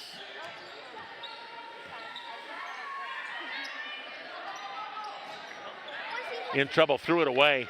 Intended for Umiker down low, but it went, instead was kicked away by Rash. Outside, Cheney Rash for three, over the rainbow, no.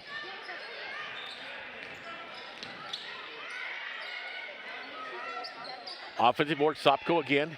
Kicked into Rash, outside, three ball on the way. Axeman, drain it. Tongue River can score in bunches, as they did to start the third quarter. They took an 8-point ball game and blew it open in the third. Currently 68-40 on the Wright Panther scoreboard. $1:40 left to go in this one. Tongue River off for the rest of the weekend. They'll finish off the regular season next Friday and Saturday. They'll have Moorcroft at home on Friday and then go on the road Saturday to Sundance. Face O'Connor and the Lady Bulldogs.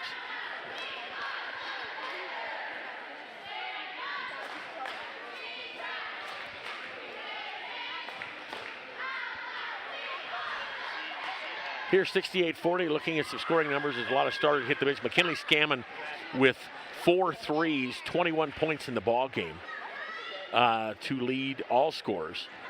21 in the ball game. Rash with 14. Axeman with 13. Cummins with 9. Sopko with 7. Kayla Logan with 6. The scoring with $1:40 left to go in this one. For the Wright Lady Panthers, they are letting scoring Jocelyn Umiker with 15. Brianna Meza with 12.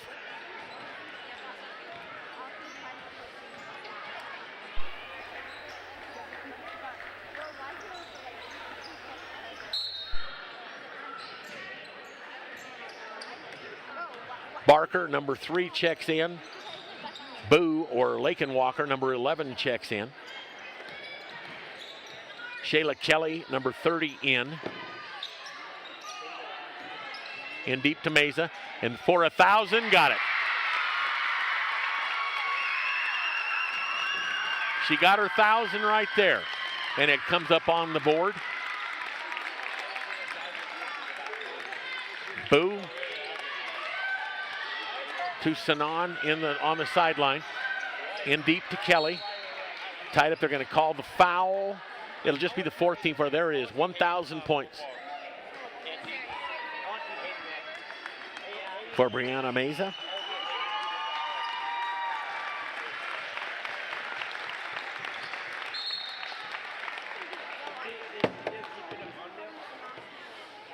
And now they will take her out of the ball game. Nope. The foul was on Umiker. They'll take her out of the ball game. Umiker tried to stay in with 5, still not legal. A good game. Umiker 15 points. 4 rebounds. Inbound, Sanan had it, lost it. We'll pick it up again. Barker on the left side on top. Dump to the middle to Scammon, off the glass for 2. Scammon for 2, 70-42. Final 45 seconds of the ball game. Woodward to answer, couldn't do it down low, taken away by, I call her Boo. You may see her in your program as Lakin Walker. On the sideline, ball will go out of bounds. It will stay with TR. Barnhurst back in. Now Meza will check out. No. Salas will check out with 35.9 remaining. Barker to inbound. Near side, Kachina. Sanan will go baseline, bumped by Hinch Robb. She will be called for the personal foul. Team foul number 4 with 31 seconds remaining. We will be taking a break at the conclusion of this game as we get ready for game number 2. Barker bounce pass in deep. Sanan, kiss it and count it. Kachina Sanan for 2, 72-42. As L. Fritz is checked into the lineup.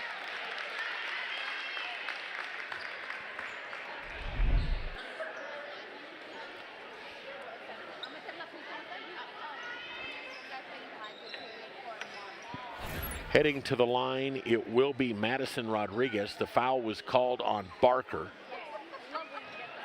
First free throw attempt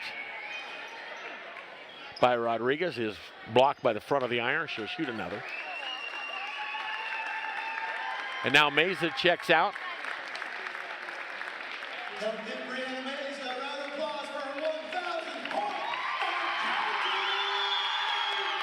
And the free throw. Didn't mean to interrupt your free throw shot. As Rodriguez was shooting her free throw, the announcer brought it to everyone's attention that was the 1,000th point by Meza.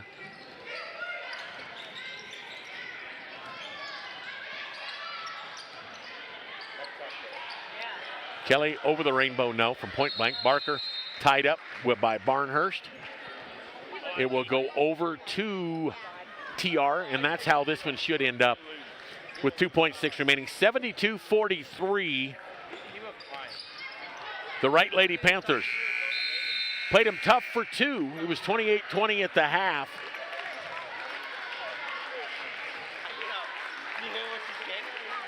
But a 44-23 second half blew it open. 72-43 the final score. Quickly looking at our scoring numbers for TR. They were led in scoring by McKinley Scammon with 21, 4 of 6 from beyond the arc. 21 points for Scammon, followed by Cheney Rash with 14 and 6 boards. Paxton Axelman 13 and 5 boards. Afton Cummings 9 points, 4 boards. Kayla Logan 6 and 4.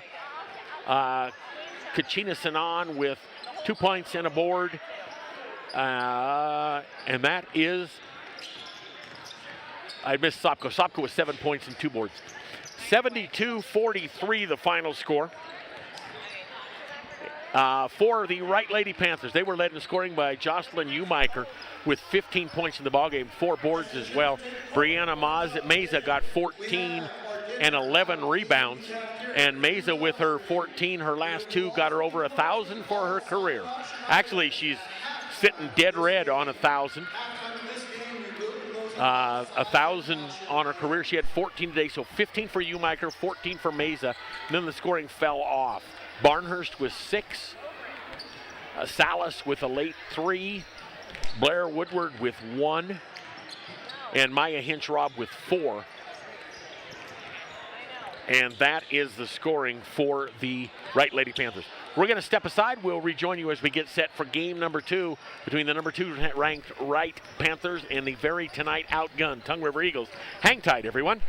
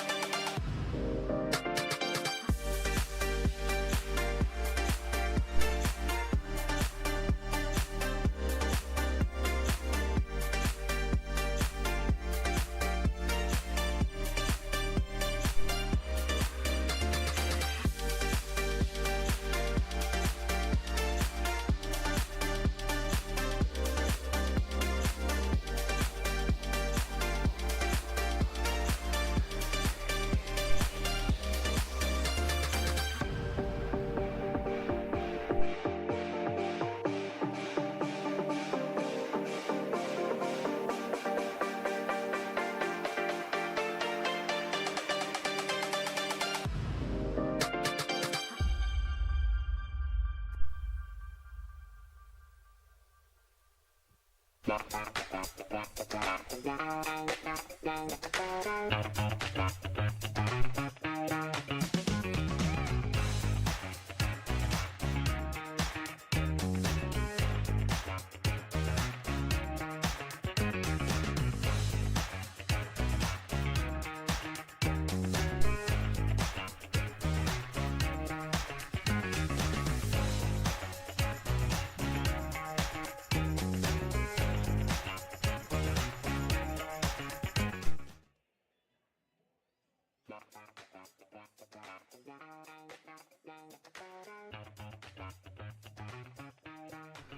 Panther boys are riding a 9-game winning streak and are 4-0 in the Northeast Conference. The Panther boys are looking for a school record 18th regular season win with just 2 defeats. Can the Panthers reach 20 regular season wins?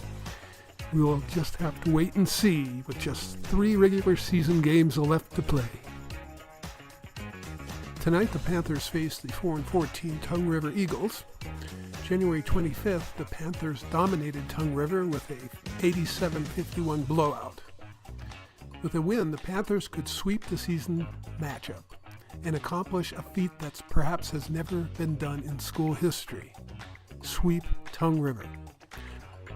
Welcome to Wright, Wyoming for the Cancer Awareness Pinkout game between the Tongue River Eagles and the Wright Panthers. In there, popping it back out. Vasquez for 3. That's good. Oh, my God. Vasquez knocking down the 3, and there's a winner. There's a winner right there. How could you be more proud of your brother? Nice block by Shelby Smith and Abby Smith. Fumble on the play, recovered by Neely. That's a touchdown, Panthers!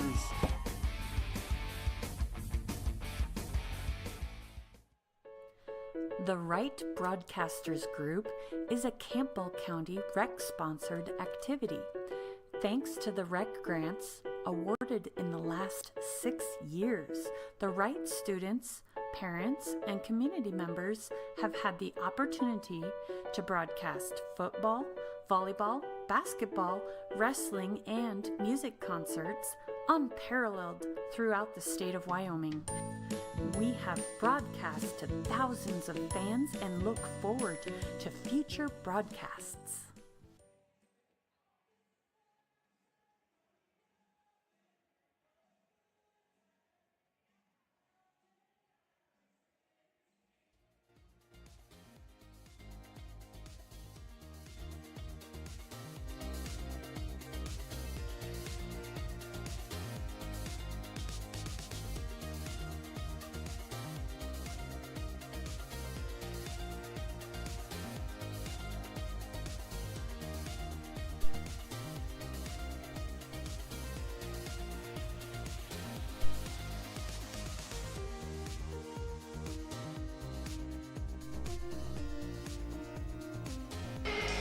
And we welcome you back as we get set for game number 2 between the Wright Panthers. Coach Pat Neely in about his 100th year down here. I think he's been here since 98. I think 1998 is when he came here, when he left Grable and came down here. And you've been stuck with him since. Coach Neely has won a state championship or 2 down here and has a good shot at one this year as the Wright team comes in second ranked in the state behind Thermopolis. The number 1 team in this conference. They will be the number 1 seed going into the region.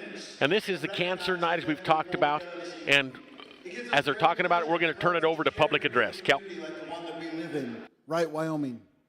It's been a tradition for our boys and girls basketball teams to come together and fundraise for a worthy cause, with the boys dash for cash and the girls doing their basketball raffle.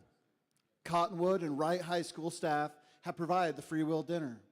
The silent auction with all proceeds will be going to our 3 recipients this evening. The silent auction items have been donated by generous people and the businesses in Wright, Wyoming.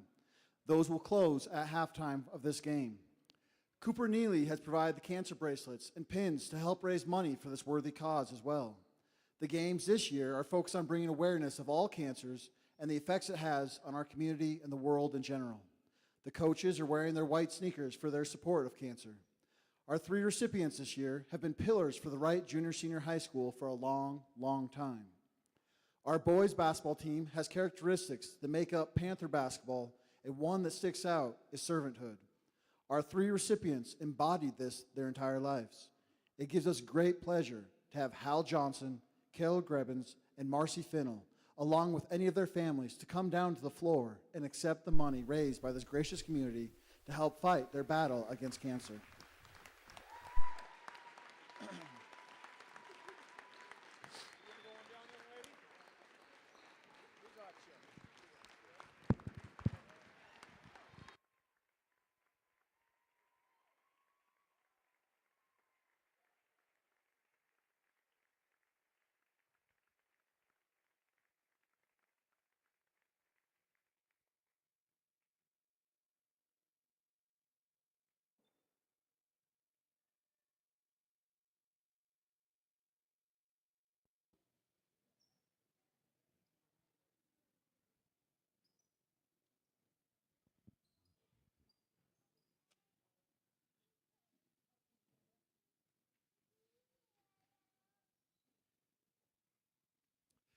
Carol Grivens has been a resident of Wright for almost 15 years. She works at the Wright Post Office. She's married to Chris, who works at NARM. Carol has 3 grown kids, including Hudson Jones, who lettered in football, wrestling, and track, and graduated from Wright in 2016. Carol also has 3 grandbabies who live in South Dakota. Carol served 6 years in the Army as a combat medic, including a tour during Desert Storm in 1990 to 1991. She treated U.S. and Allied troops as well as local civilians. Carol was diagnosed with bone cancer in 2014. Due to her service during the war, she had all of her ribs removed on her front left side, as well as the top portion of her left lung. Just 6 months ago, Carol found out that she had a brain tumor detected in 2015 that unfortunately went untreated. She'll be going for surgery next month to remove this tumor that is located in the back of her skull and pressing into her brain. Carol has a real passion for supporting veterans, as she sponsors over 200 Wyoming and South Dakota veterans yearly with care packages of Veterans Day. She also delivers care packages to cancer patients at the Cancer Center in Gillette. Carol Grebbins.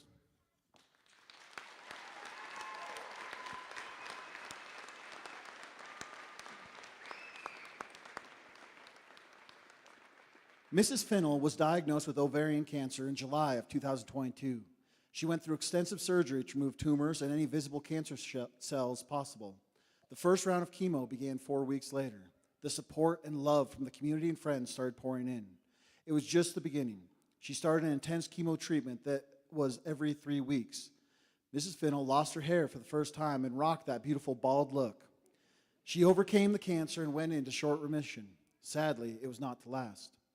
For the past 2.5 years, Mrs. Finnell has been battling cancer. She's kicking butt and taking names. She's been on monthly chemo, tried oral chemo, and has beaten the cancer down to a manageable level. During this process, she lost her hair for the second time. Mrs. Finnell is now on weekly chemo treatments and has been since September. She will continue to do it weekly for as long as it keeps working. She travels to Rapid City, South Dakota weekly for treatment. The extra support for expenses is greatly appreciated and valued.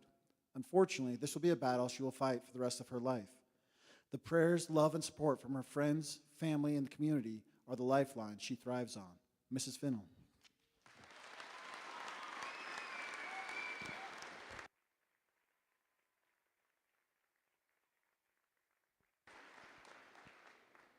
Hal Johnson attended the University of Wyoming from 1986 to 1993. Hal and Coach Neely's paths crossed in 1983 at Sheridan College, where they were college roommates.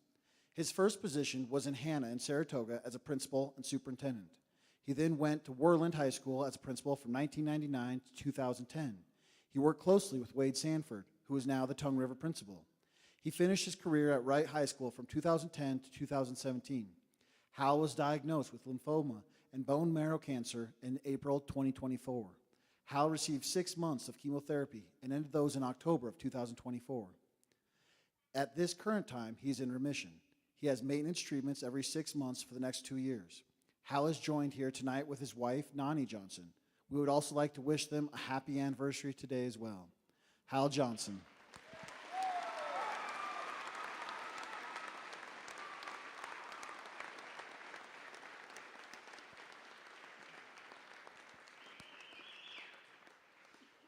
Coming into this evening, this year, our community stepped up and raised over $6,000 for these 3 families. The boys and girls basketball teams will now present the money to the families. Please remember the famous quote by Coach Jimmy Villano: "Cancer can take away all of my physical abilities, but it cannot touch my mind, cannot touch my heart, and it cannot touch my soul. Don't give up. Don't ever give up." Another round of applause for these 3 recipients, please.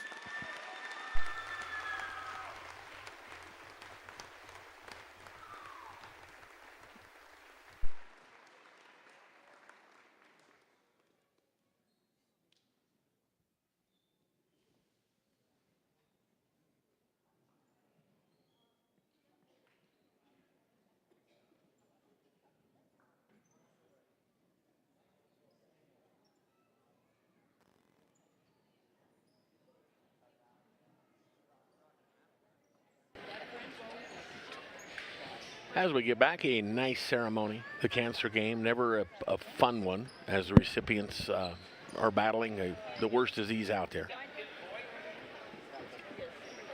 But happy to be part of it for the 4th or 5th year in a row, however long I've been traipsing down here from across the bump. Throwing stuff at you, I'm sorry. And we are just about set for the tip-off of this one. Not quite sure how the ceremony goes from here. Neely's got center court, so you never know if he gets a captive crowd. He may talk for hours. As I go back a long way with Neely, all the way back to high school, where he was a Manderson Hyattville Demon, I think is what they were called back then. I feel like as much when he left, they closed the school shortly after he left. In the class of 1982 for Neely.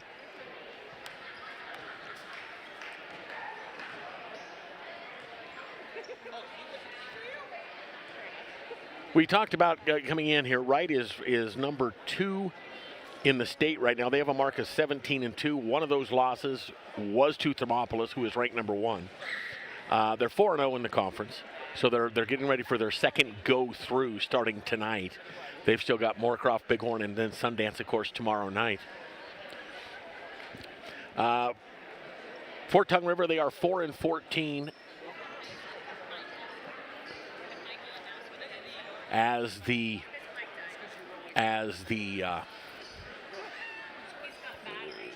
Tongue River with just a wealth of talent over the last 5 or 6 years, and I'm not telling anything to anybody down in this area or in the state of Wyoming that watched basketball. And as a result, what happens a lot of times in those situations is the younger guys don't get a chance to play until they're older guys. And in this case, some of the older guys are out tonight. 4 of the 5 starters for Tongue River, and they were 4-14 on the year, 2-3 in the conference. They coming off their biggest win of the year, which was the upset at home over Sundance last week. I mean, they are so understaffed. They have got girls on the floor to welcome their starting 5 on the floor. 1 starter is in uniform tonight. That is A-Rod. 16 points last week for Whitehead. And his, as I told him pregame, the best game I have ever seen him play last week against Sundance. 16 points and just owned it on both ends of the floor last Saturday.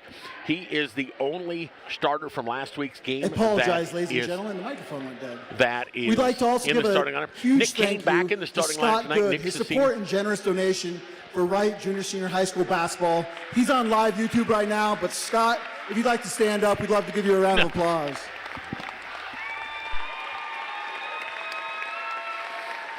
Oh, Neely, I'll get you for that. I will get you for that. And now let's get to those stars this evening. So we are going to meet the stars for the matchup between the Tongue River High School Eagles. So for Tongue River, a lot of these kids are making their varsity debut. Well, not a lot. They've only got 7 in uniform. I think 7 in uniform tonight. First up, number 5, a sophomore, Matt Kincaid, his first start as a varsity player, just a sophomore. And let's put the older Kane out there. So Nick Kane, number 41, the senior. 21, a junior, Will Pease. Number 15, the junior. a junior, Mark Schweeder gets his first varsity start tonight. and Alex Whitehair, A-Rod, you'll hear me call him during the course of the game. Like I said, 16 points last week. The Tongue River Eagles are averaging 43 points a game, and about 28 of those points are not in the lineup tonight. On the floor, Jackson Neely has scored a whole bunch of points and will score a whole bunch more.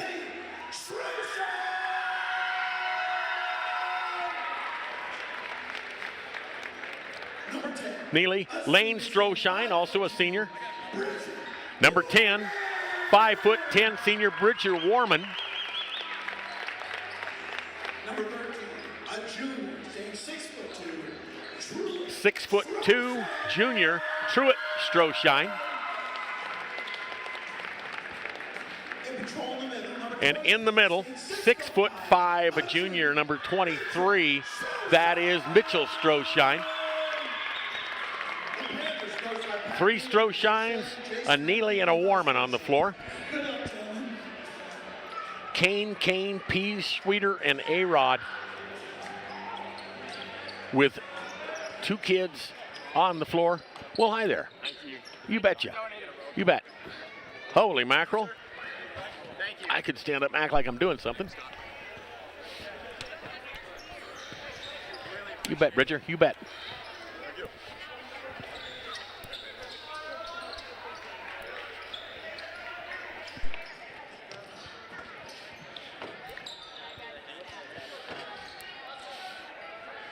Boy.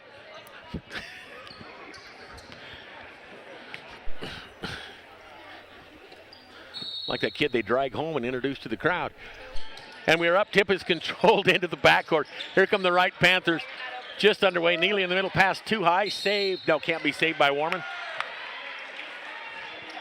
My advice to TR is if you score, turn off the lights and grab the ball and run for the bus. A-Rod in the back. Just my advice. A-Rod in the backcourt. Hawked by Neely. Lost it to the floor. Neely after it. A-Rod tied up. Jump ball. Possession will stay with TR. No score, just underway here from Wright Gymnasium. Must pass will go to A-Rod. A-Rod in traffic, puts it up, kiss it, count it, grab the lights, turn them out, grab the ball and run. Nope, they'll go back on defense. TR on top by a deuce. Warman from downtown. Didn't get it to go, got his own rebound on a long rebound. Dump inside to Neely, tipped off of Pease back to Neely. Step through the double team to Warman, put it up, no. Pease with the rebound, hand off to A-Rod. Whitehead into the forecourt to Schweeder. Schweeder, stop, pop, off the mark, no. Stroshine will kick it ahead to Stroshine. That was Mitchell to Lane. Foul was called in the backcourt. It was whistled on Will Pease. That will be his first. Now Schweeder out.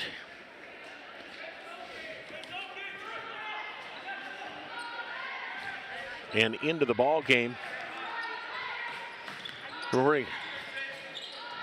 Jacob Riendu checks in. Stroshine over the rainbow from outside. No, kiss it off the glass. No, Stroshine. That's Mitchell Stroshine with the board. Couldn't get it to go. Pease clears the board off to A-Rod. 2-zip. A-Rod lost it. Leave it ahead for Neely. Blew the bunny. Put it up and in is the hoop as that was Truett Stroshine, excuse me, ahead off the steal. Neely will try it again. This time he'll just lay it up and in for 2. And it is 4 Goose. Macklin Kane in the backcourt to Whitehead, dump to the middle. Riandu, no, threw it into the backcourt as Kane the younger hadn't quite cleared to the forecourt. So on the turnover, Neely will check out. Jackson Robb checks into the lineup. Robb, Warman, and a herd of Stroshines on the floor. Truett, Lane, and Mitchell. Baseball pass to the corner. Robb off the glass. Nobody's fouled him. Will go to the line. Will Pease is going to pick up the foul. That's his second.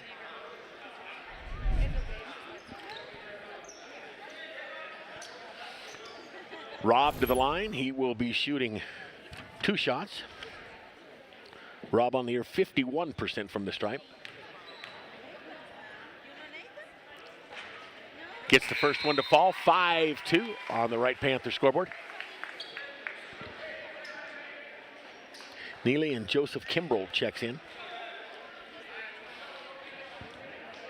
Bucks scoring the first. Neely leading the way with 24-4. Mitchell Stroshine at 19-8 right behind him. Warman and Lane Stroshine checked out. Both are good, 6-2. There's the pressure in the backcourt. A-Rod dumped to the full court, tipped away. That'll be off of Nick Kane, they'll say. Good defense and the good step in on Mitchell Stroshine. Kimball in the backcourt. Jackson Robb to Neely, outside 3 on the way. Neely got it.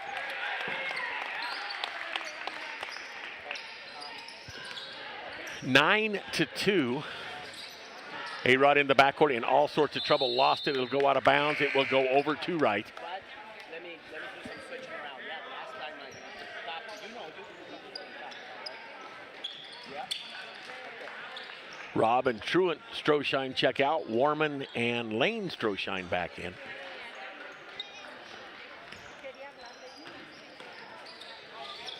Kimball will take it in deep to Stroshine. That's Mitchell Stroshine. Has it tipped away by Pease into the hands of Matt Kincaid.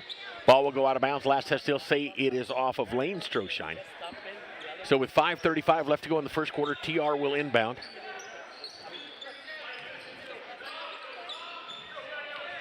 Inbound will go to Whitehead. Lost it on the floor, taken away by Kimball. A-Rod's nice job to get it back. Head to the forecourt. Bounce pass down low, put it up and in. That's Matt Kincaid for 2. It is 9-4. Outside Neely for 3 one more time. No. Kicked out, no good. Nick Kane with the rebound. Kane in the backcourt to Whitehead.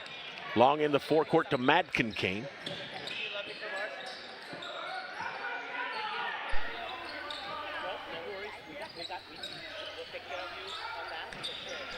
Pease is going to be hacked from behind as Joseph Kimbrell, the 6'3 sophomore, is going to be called for the personal foul. Jackson Robb back in, Kimbrell out.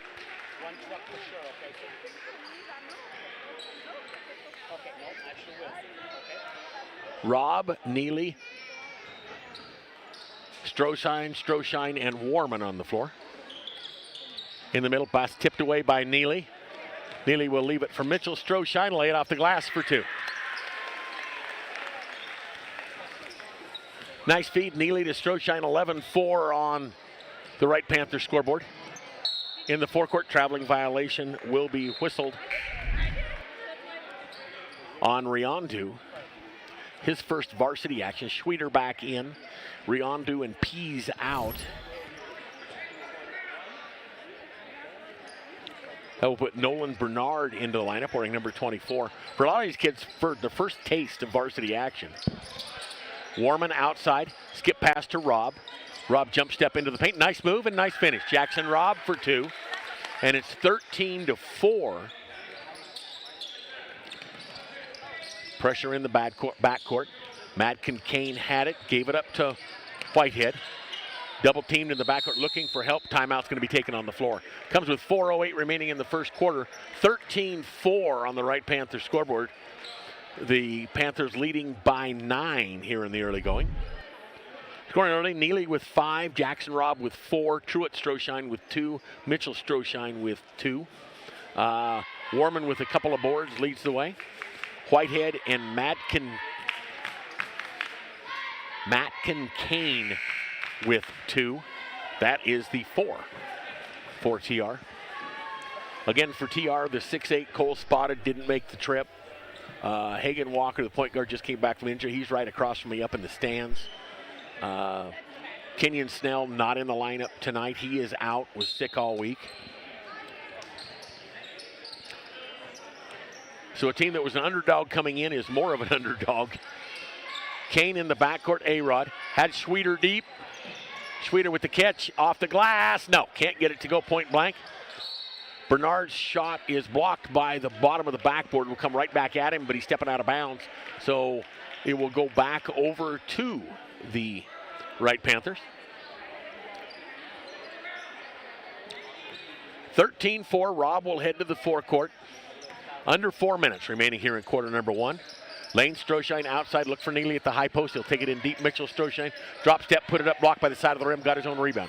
One dribble to the floor, outside, Warman three ball, back of the iron, off the cable. That'll be out of play, and the ball will go over to TR with 3:38 remaining in the first.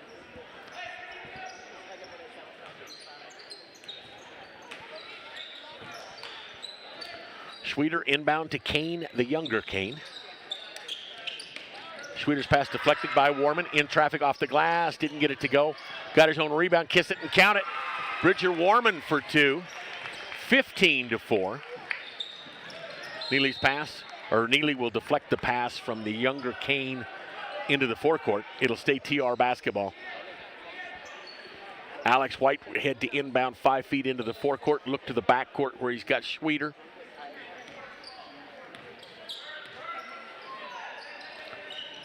Nice pass, wrong team, taken away by Neely with the 2-on-1, gave it up. There's the lob, Neely with nice touch pass. Lane Stroshine, Jax Neely for two, and it's 17-4.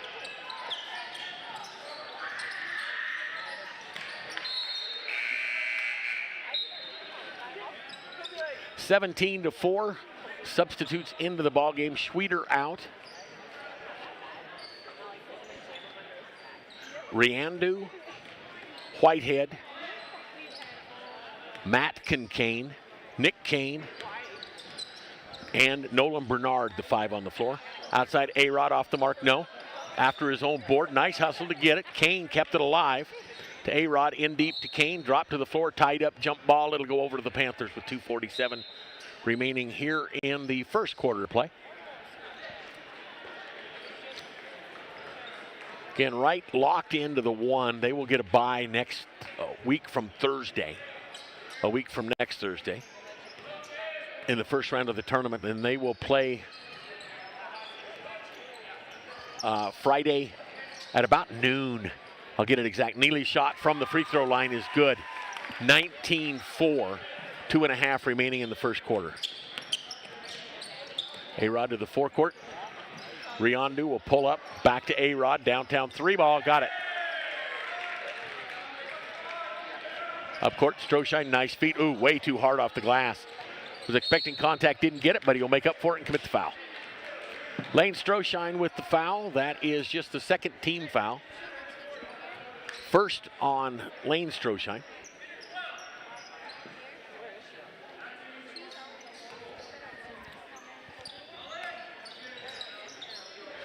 Whitehead to Riandu, back to Whitehead. To the younger Kane. Bernard on top. Matt Kane for three, off the mark, no good. Whitehead with the rebound, blocked by Neely. Taken away long into the forecourt. Stroshine will lay it off the glass, reverse it, and put it up for two. Spun away from contact, 21-7, $1:45 left to go here in the first.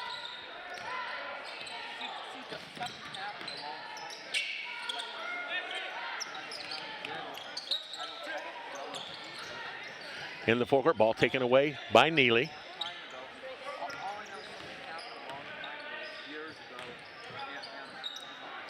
Scoop to the corner, Stroshine. Did he say it? Couldn't say. Rocked a little bit, and the hoof touchdown on terra firma out of bounds as Mitchell Stroshine will check back in. Jax Neely out. Stroshine, Rob, and Warman, the 5 on the floor. For Coach Neely. Kane, Whitehead, Bernard, and Riandu on the floor for TR.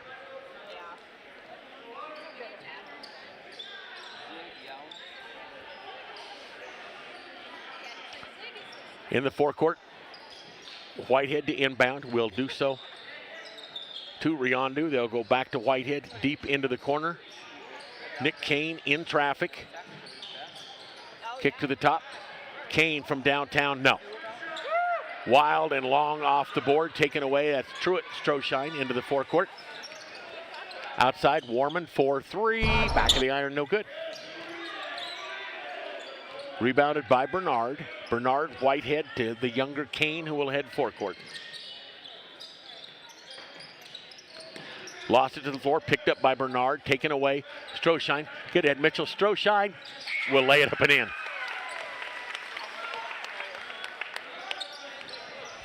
(23-7), final 35 seconds here in quarter number one.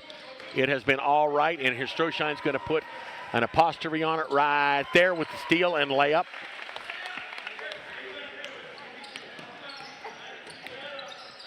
Again, stolen away. Lane Stroshine, lay it up and in. And TR is going to be forced to take the timeout with 10.8 left to go in the first quarter. Just to say, hey, let's just, whoa. 27-7 on the Wright Panthers scoreboard. Scoring all over the place. Neely with 9. Mitchell Stroshine with 6. 4 points apiece. Jackson Robb, Lane Stroshine. Truett Stroshine, Bridger Warman each with 2. 3 rebounds for Bridger Warman to lead rebounding in my unofficial stats. Whitehead with 5. Matt Kincaid with 2. That is the scoring for the Tongue River Eagles. Again, Tongue River off the rest of the weekend. They'll finish up next Friday at home with Moorcroft, go to Sundance, and face Nick Olson and the Sundance Bulldogs next Saturday afternoon. 27-7, final 10.8 here in the first quarter of play. I believe Lou will be back next week, won't he, Kelly? Lou will be back probably next week. Lou's listening in, so Lou, you better be back next week. Whitehead on top with 4. With 3. Stepped through the double and got away with the travel shot. Didn't count. Wouldn't have counted anyway. We got 1 in the books with the score on the Wright Panthers scoreboard. The number 2 ranked Wright Panthers 27, the Tongue River Eagles 7. Again, one more time, we'll go through the scoring. Neely with 9. Mitchell Stroshine with 6. Robb and Lane Stroshine with 4. Truant Stroshine with 2. Bridger Warman with 2. Foul troubles, nothing to write home to mom about. Stroshine, Kimbrell each with 1 personal foul. For TR, they are led by Alex Whitehead with 5. Matt Kincaid with 2. Nick Kane with 4 boards for TR. Fouls, Will Pease with a couple. In fact, he has both team fouls. 27-7, we head to quarter number 2.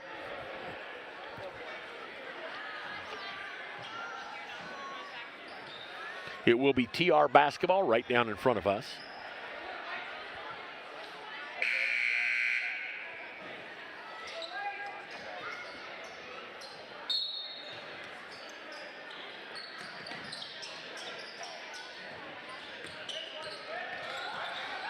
Yes, I do, Chad. Yes, I do. 27-7, we head to quarter number 2. Nick Kane inside. Baseline kick out to nobody in particular. Riondu had it. Taken away. A-Rod will steal it back at the half. Bounce pass down low to Bernard. Back behind the 3. Thought about the 3, but not seriously. To Matt Kincaid in the paint. Kick out Bernard. Dump to A-Rod in the paint. Spun, lost it. Mitchell Stroshine got away with it. Nice hustle by Riondo, who then had to seem to have a Mitchell Stroshine look like he was trying to hatch him as Stroshine went down on him, and that will, as Stroshine landed smack dab in the middle, they'll call Stroshine the taller for his first team foul of the quarter, just underway. Inbounds pass deflected, loose on the floor. Stroshine, Robb, to Kimbo, lay it up and in for 2. He's in the scoring column, the sophomore. Joseph Kimbrell, 6'3" with the hair, gets him up to about 6'5". 29-7. TR is back, or excuse me, Wright has backed off the pressure, which you knew they would. In the paint, Rob's going to steal it away. Up court, lay it off the glass, count it for 2. That should be Truett Stroshine, if I'm reading it right. It is indeed Truett Stroshine. And it's 31-7.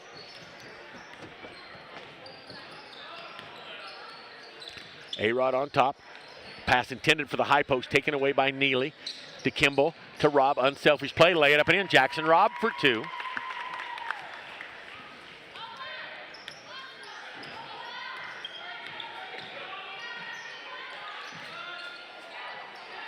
Some nights you're the Harlem Globetrotters, some nights you're the Washington Generals. And Neely in the paint, dump down low to Stroshine. Stroshine for 2, 35-7. They should have took my advice, Kelly, after the opening basket. Madkin Kane into the corner. To Bernard, the pass was deflected outside. A-Rod came up with it for 3. Bank, bonk, no, taken away by Kimbrell. Had Rob in the forecourt, instead will hand off to Neely. In deep to Stroshine, that's not fair. Put it in for 2. Mitchell Stroshine for 2, 37-7.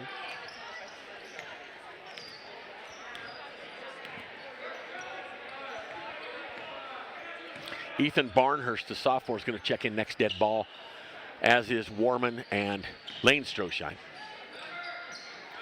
A-Rod on top, has his pocket pick taken away by Kimbrell.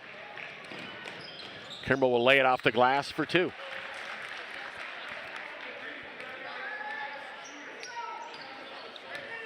The Sheridan girls knocked off Cheyenne South tonight, 54-9. Here it is 39-7. Mitchell Stroshine, here it comes. Nope, lay it up and in. Stroshine for 2. That's about his third or fourth breakaway tonight. In the forward, A-Rod lost it, taken away by Rob. Rob with Neely, wrap to Neely, blocked by the front of the rim.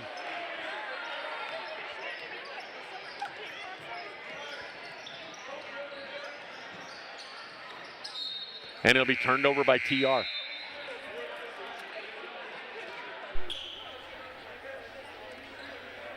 You know, you don't know where to put this game. A team is outgunned, and they are. Tongue River is outgunned. The outcome has not been in doubt. Even with Tongue River with a full roster, this outcome would be hard. Maybe not this bad, but it would be, you know, you saw it coming. Outside, Barnhurst for 3, in and out, no good. Rebound by Bernard. Bernard to the younger Kane.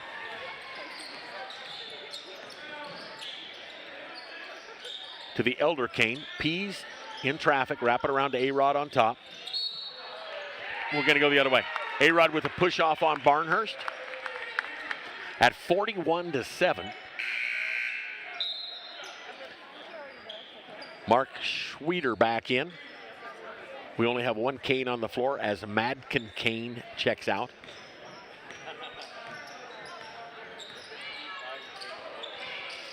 Warman tried to get it into Stroshine, tipped away by Schweeder. Stroshine saved it. No, he didn't.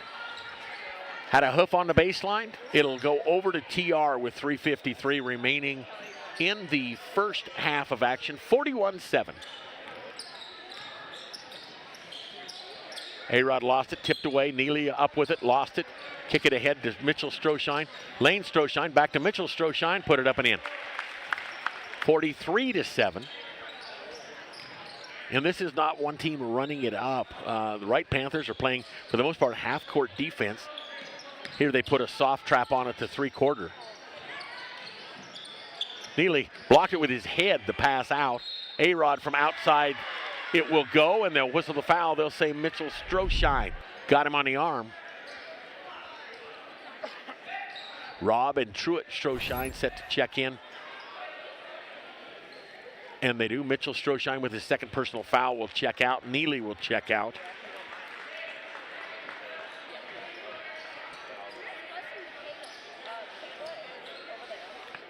43-9, 3:22 left to go here in the first half.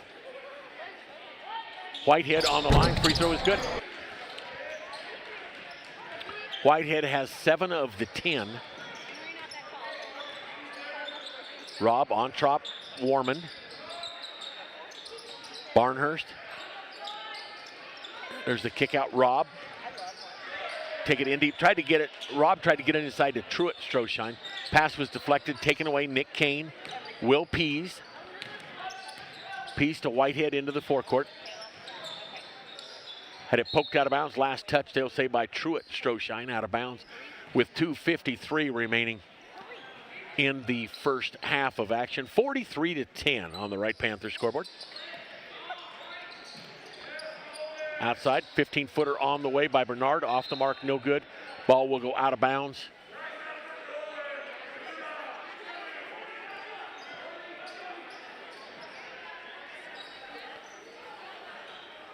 It will be TR basketball, wide baseline right side. Bernard off the inbound, deep on the base, hawked by Robb. Will throw it off Kane, taken away.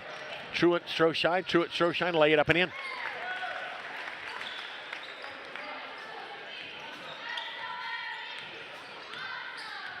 Wright has hit 1 3 and they're up 45-10. As Lane Stroshine on top is going to get hit with the wraparound. That is the second personal on Stroshine. Piece inbound to Schweter, and they'll get the foul. This one will be on Bridger Warman.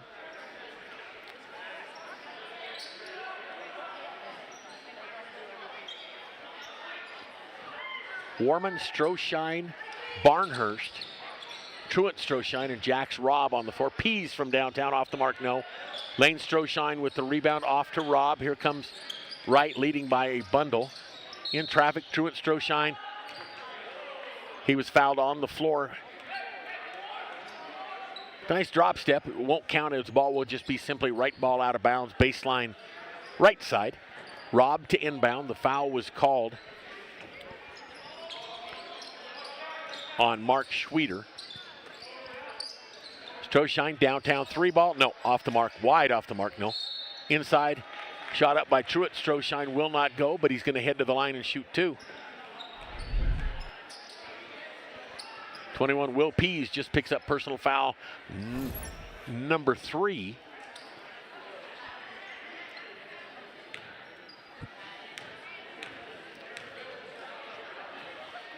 Free throw on the way by Truett Stroshine is good.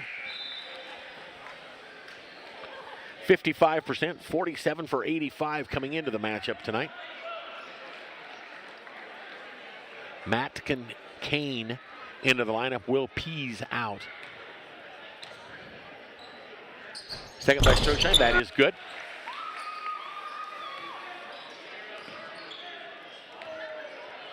Truett Stroshine now with 8. The lead is 37. 47-10. Ball tipped out of bounds. Last touch by Mark Schweter. And with a $1.56. Up 37. Neely on top. Kick to the corner. Nice save by Warman, who got it back. 3 ball, baseline, deep 3, off the mark, no. Stroshine kept it alive, coming right at Kelly. Well, that was about a $10,000 hit you could have took right there, Kelly. Right down in front of us.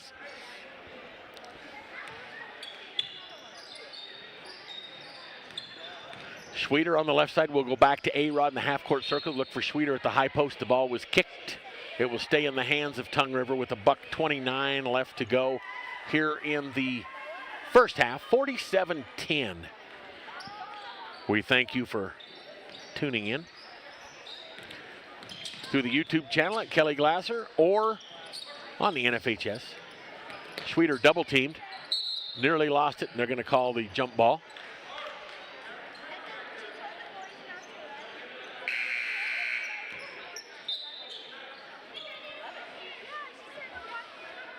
Neely out. Joseph Kimbrough back into the lineup. Again, right, big game tomorrow night, girls and boys with Sundance, in Sundance. Barnhurst looking for Kimbrough at the high post, can't find him to Robb. Dribble, penetrate, kick to the corner. Ooh, Warman might have just got away with the double hop in the corner. Stroshine outside Robb, 3-ball on the way. Robb gonna leave it short. Stroshine offensive board, put it up, got it. Truett Stroshine for 2. Jackson Robb's got to learn to yell pass when that leaves his hand. It's going to be short of the rim. 49-10, final 45 seconds of the first half. Robb deflected, but he ended up back in the hands of Bernard to Nick Kane. In the corner, Matt Kincaid off the mark. No offensive board. Bernard put it up, can't get it to go. Tipped by Stroshine, taken away by Warman into the hands of Jackson Robb with 28 seconds. Look to the high post, Kimbrough. No, they'll go out to Robb. They'll call for one shot now. Robb with the dribble on top as we go under 16 left to go in the first half. To Barnhurst. Hand it back to Robb with 12. Stroshine at the high post. They'll go back to Robb. Dump it in deep. Stroshine off the glass. No, blocked by the bottom of the rim. Will go out of bounds. It will go over Two-Tongue River. They'll say it'll be TR ball with 1.7 left to go here in the first half. And now there's no time left to go in the first half. With the score on the Wright Panthers scoreboard at the break, it's the Wright Panthers all over TR, 49-10 on the Wright Panthers scoreboard. Let's look at scoring in the first half. First of all, for TR, this won't take long. Whitehead with 8, Kane with 2. That is the scoring in the first half. Now it's going to get complicated. Mitchell Stroshine with 14, Truett Stroshine with 10, Jax Neely with 9. Leading the way. Jackson Robb with 6, Lane Stroshine with 4, Joseph Kimbrough with 4, and Bridger Warman with 2 for the Wright Panthers. At the break, 49-10 on the Panthers scoreboard. Next week, the Vasquez, I can call them a herd, I guess. They're not here. A herd of Vasquez's will be back next week.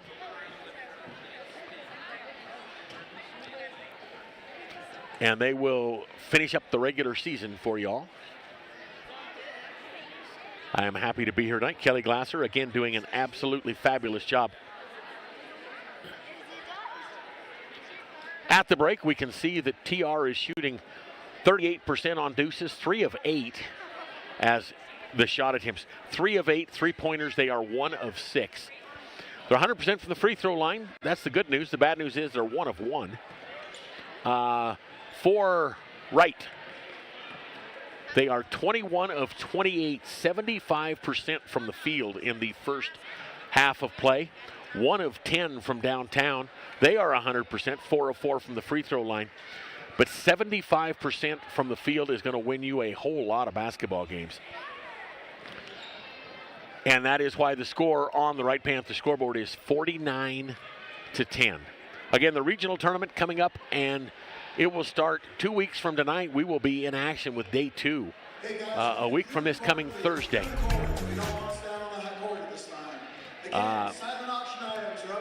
And it will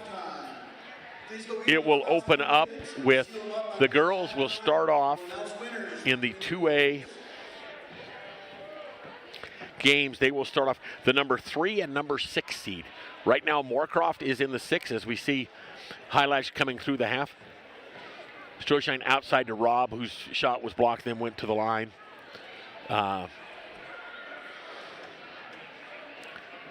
Outside there is the 3 that was hit there, 1 of 10 from the line. In deep, Matt Kincaid with the deuce. And now you see unselfish play. Up and in, that was Mitchell Stroshine you're looking at there. Again, the team going the extra pass tonight. There's a step through and the finish. Warman working hard inside, kissing it and counting it off the glass. There's Neely, gave it up, got it back for 2. Anyway, it is 3 versus 6 in the in the opening round, which is the 4 p.m. game. Right now, if the season ended today, yada, yada, yada, that would be Sundance and Moorcroft on the girls' side of things. That can still change. Sundance can get into the 2. They have a big win tonight over there. You're looking at the schedule, or looking at the overall record, 10-7 for Pine Bluffs on the boys' side of things. Bighorn back at 7-10. Sundance at 11-7. Right now, they're mixed in that 2-3 is where they are at. You've got to go and look at the scoring, the point differential that they have through the season. As I'm stumbling here, trying to get to it. Going into the weekend, and Sundance played, of course, last night over Moorcroft. The boys right had a 2.556 rating. Sundance with a 1.611.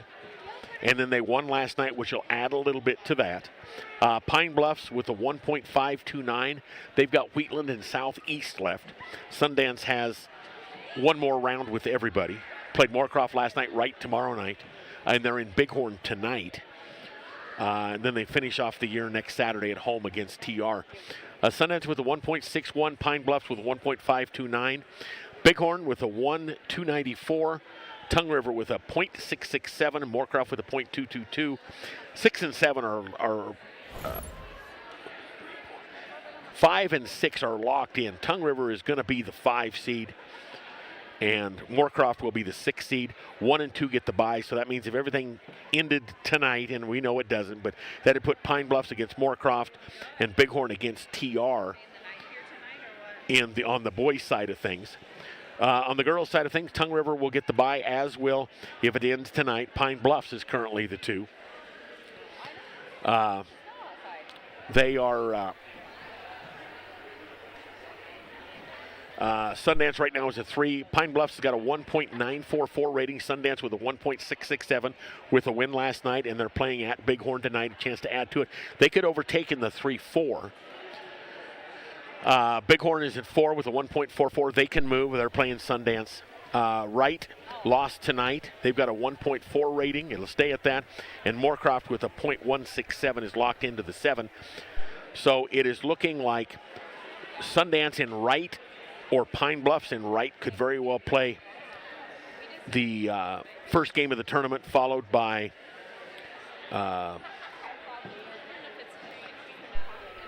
Sundance, Pine Bluffs, versus Moorcroft, and Bighorn versus Wright. I'll get that straight eventually. Bighorn and Wright in that 4-5 game.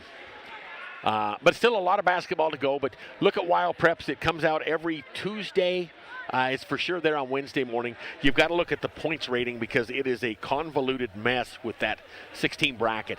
But 1 and 2 get a bye the first day, which means the semifinal games will be Friday.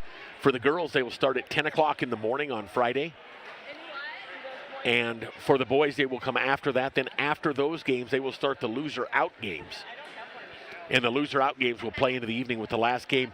The girls play before the boys. The last boys' games for loser-outs will be at 7 and 8:30 on Friday night. That'll be followed by the finals Saturday, I believe around noon on Saturday. And then the 3 and 4 game will be in the afternoon. So all sorts of basketball. Stay tuned. They will have it. Kelly keeps everything updated. He will have it, I'm sure, for the next home game. He'll have the brackets all dialed in and dialed down. And you can watch those games on NFHS. They will be on local radio. KYDT, KBFS is where I will be for that. Smokey Mark will be gone. He will be doing the 1A tournament. Andrea Wood and myself will be covering the 2A tournament in Moorcroft a week from this coming Thursday. Here is 49-10, about what we expected coming in. The Wright girls dropped by double digits, ended up a lot. It was a close game at halftime, 28-20 at half before TR caught fire and went on a big run in quarter number 3 to win by basically 30. Wright will be in action tomorrow. They will be in Sundance. Sundance is action tonight as they are in Bighorn. Tongue River is here tonight, and off until next Friday when they will host Moorcroft on senior night in TR, and then on the road Saturday at Sundance. 49-10. We're going to step aside. You'll see the court. You'll see a fat kid with a headset on. We see that too. You'll see that, and we'll be back for half number 2. Hang tight, everyone.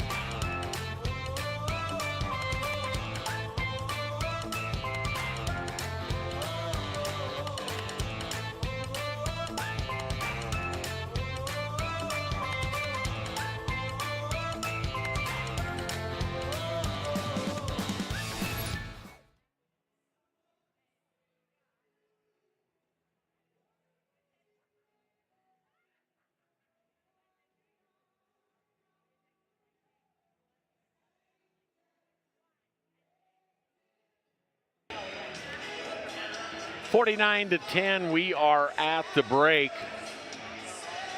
Tongue River led 2 Goose, and since that time they've been outscored 49-8. Scores in the state of Wyoming tonight in girls basketball. In a game you watched earlier, either on YouTube or on the NFHS network. It was number 1 ranked Tongue River 72-43 over Wright. Number 3 Rocky Mountain knocked off Grable. That's where I'm from, 49-21. Thermopolis knocked off Shoshone. Thermopolis is number 4. They knocked off Shoshone 77-45. Sundance knocked off Bighorn tonight. They each won on their own home court, or on the visitors' court rather. Sundance knocked off Bighorn 39-28. And the Big Piney Lady Punchers knocked off Alita Moss and the Lady Chiefs of Wyoming Indian by 10, 66-56.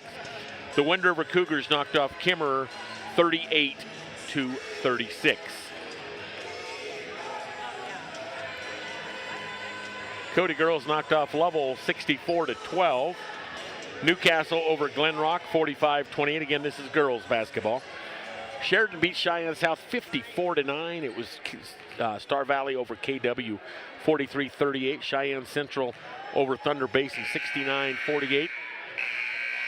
Campbell County knocked off Laramie 54-35, and Natrona beat Jackson 57-18.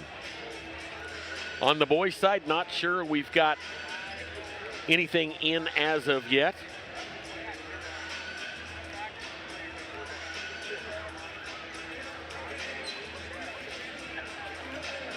Sheridan is leading Cheyenne South 55-20 at halftime. And at halftime, Star Valley over Kelly Walsh 33-29.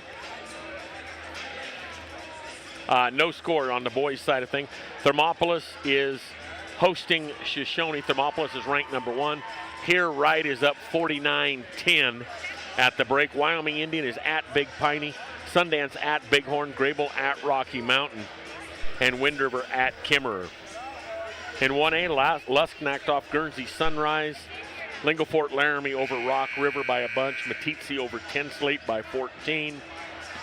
And Pine Bluffs is at Southeast tonight. No score on that one. Little Snake River knocked off North Park out of Walden, Colorado, 42-34. Here at the break, 49-10. As the Wright Panthers, a late trip to the floor, winning by 39. Despite shooting 1 of 10 from the beyond the arc here in the first half. Again, scoring, leading scorer Mitchell Stroshine with 14, Truant Stroshine with 10, Jax Neely with 9, Jackson Robb with 6, Lane Stroshine with 4, Joseph Kimbrough with 4, Bridger Warman with 2, Bridger with 5 boards to lead the way for the Wright Panthers. Here it is 49-10 as we get ready for quarter number 3. It should be TR basketball. And we'll check the 5 on the floor. Not for long, one would think. And the 5 will be the same 5 that started. Stroshine, Stroshine, Stroshine, Neely, and Warman. Pease, Whitehead, Kane, and Schweeder on the floor for TR.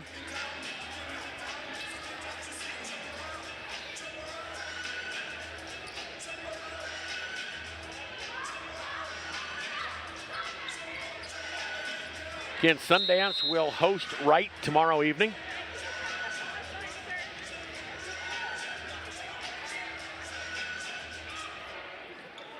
(49-10). Pease to inbound the ball down in front of us, and we are underway as the ball will go through the younger Kane's hands, taken away by Lane Stroshine. Skip pass into the corner. Warman take it in deep into the corner. Lane Stroshine, 3 on the way, in and out, no good. Rebounded by Nick Kane. Kane to Kane.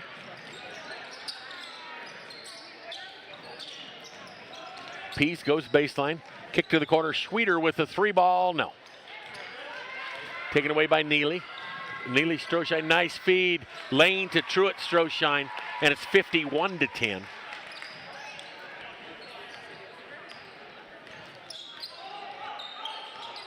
And the clock will be running shortly, which means this is going to be a quick second half. In fact, the clock is running. So barring timeouts, 51-10.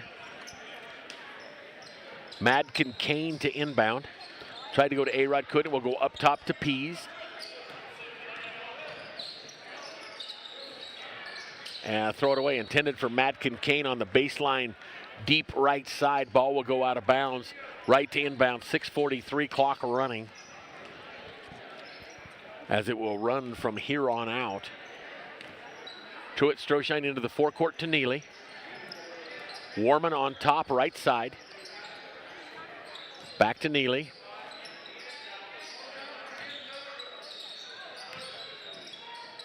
Outside Neely, 3 on the way. Neely, back of the iron, off the mark, no good.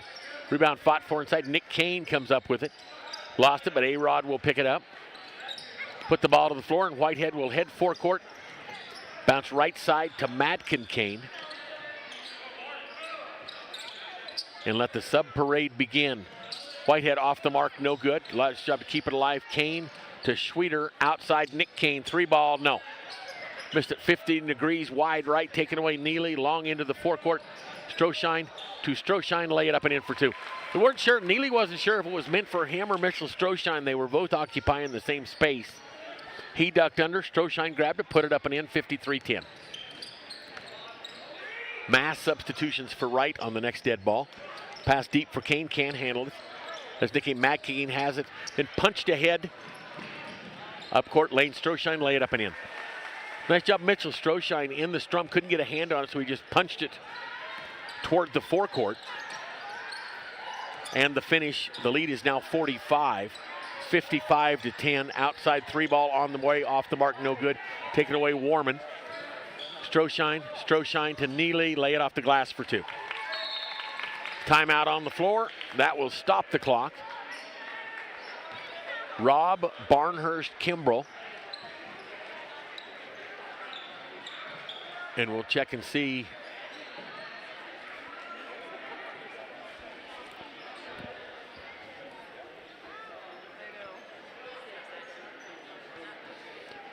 Bradley Brown is checking into the lineup.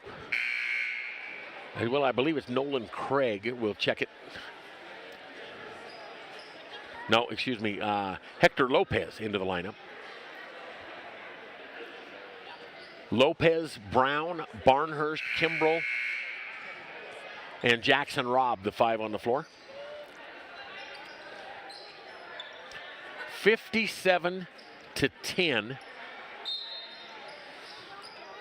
A 47-point lead for the Wright Panthers. Running clock, 4:50 remaining here in the third quarter. Whitehead to Pease. They'll go back to Whitehead. 3 on the way. Whitehead off the mark, no. Pease with the board. Outside Whitehead. Stop, pop, 3. Halfway down, kicked out, no good. Rebound Schweter. The ball will be deflected out of bounds. It'll stay with TR underneath. Clock continues to run with 4.5 remaining in the third quarter. 57-10. Nick Kane inbounds, put it up and in, and he'll go to the line. Nick Kane in the scoring column. The foul is going to be whistled. Bradley Brown, is that who you've got? Yes, indeed, Bradley Brown, his first foul of the third quarter. Nick Kane to the line, shooting the free throw. On the way, back of the iron, off the mark, no good. Rebounded by Kimbrell. Handed off to Robb. Robb off the glass, no, but they'll call the block foul. I believe they're going to get Nick Kane. I believe they'll say no.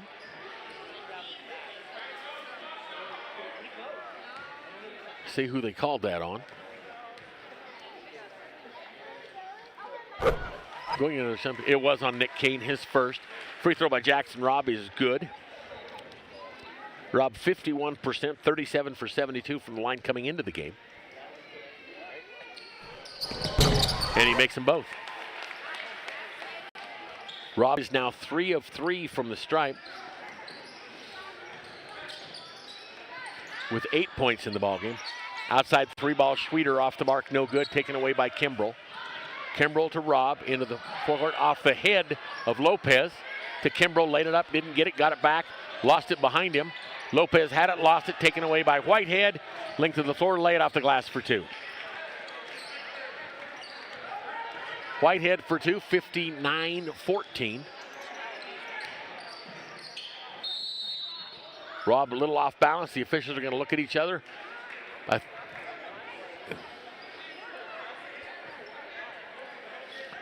Robb's heading to the line to shoot 2. Offensive foul. He's going to be surprised when he finds out he's not going to the line to shoot 2. Instead, he's going to be whistled for the personal foul.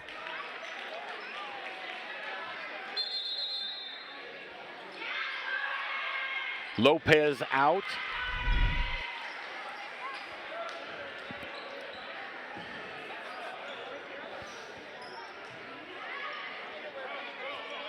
Okay, Kelly, you're going to have to tell me who number 2 is. Outside, shot by Riondu off the mark, no, taken away by Rob. Rob will circle back to the top with $1.50 left to go in the third quarter.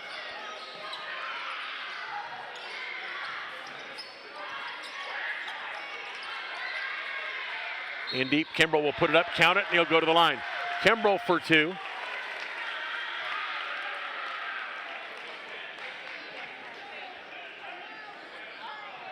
I think the foul was called on Will Pease. That'll be his 4th. Barnhurst out.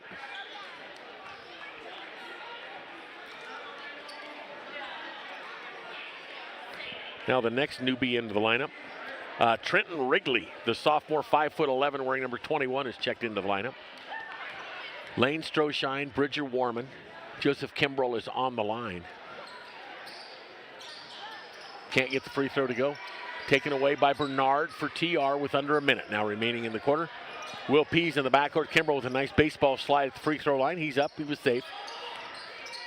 Back in the corner, Schweeder. Jordan Reyes Castro is number 2.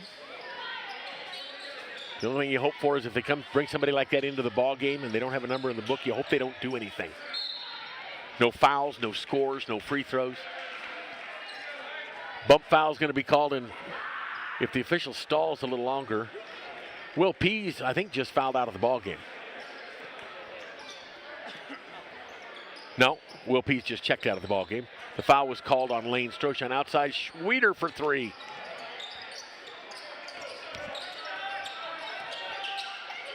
Warman in the backcourt, tried for the behind the back dribble. Now he'll simply lob it ahead to Stroshine with 7. And a foul is going to be called, and that's how the quarter will end. Quarter number 3 is in the book with the score 61-14.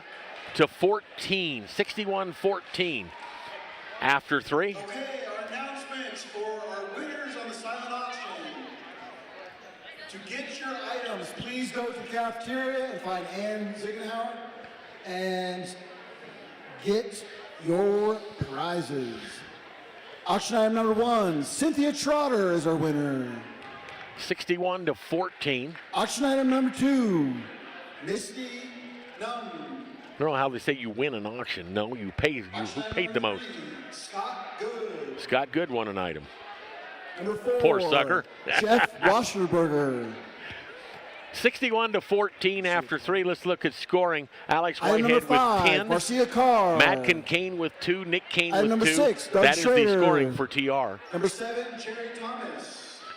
Mitchell Stroshine with 16. Scott Good won. Oh, he's a winner. He's a winner, that Scott Good. Mitchell Stroshine with 16. Truett Stroshine with 12. Jackson Neely with 11. 8 points for Jackson Robb. 6 points apiece, Joseph Kimbrell, Lane Stroshine. Bridger Warman with a deuce. That is the scoring for the Wright Panthers, 61. Number 16, Manny Robb. Number 17, Will Woodward. Number 18, Phil Warman. Number 19, Jake Moorcutt. Number 20, Scott Good. Scott Good won again. Thank you very much for all your help and participation.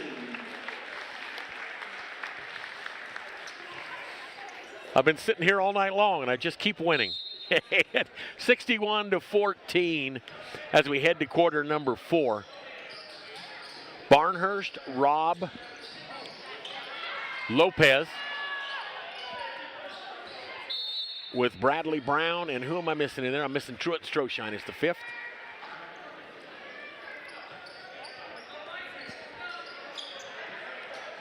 Riondu, Bernard, Schweeder, Matt Kincaid, and A-Rod, Alex Whitehead are the 5 on the floor for TR. 61-14, it is a running clock from here on out. A-Rod from downtown, 3 ball, no. Kept alive by Bernard, back to A-Rod, 3 on the way again, got it. 61-17.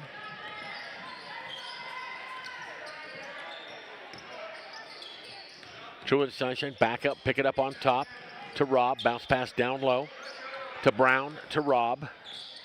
In deep, Barnhurst, underhand scoop. Nobody will go to the line and shoot 2.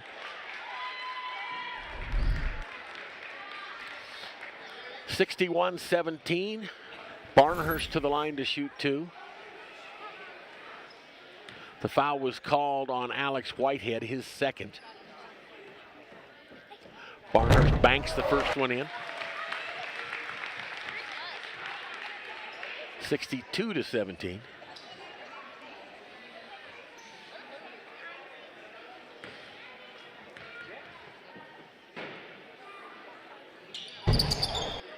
And it will remain 62-17. Rebounded by Bernard, off to Madkin Kane. Schweeder to Whitehead.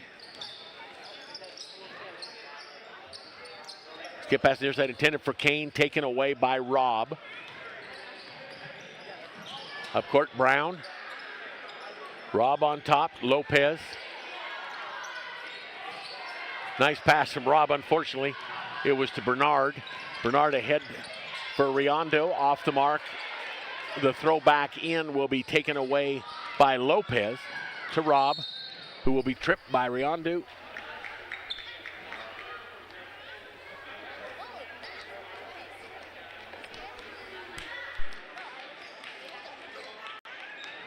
(62-17). Lopez out. Reyes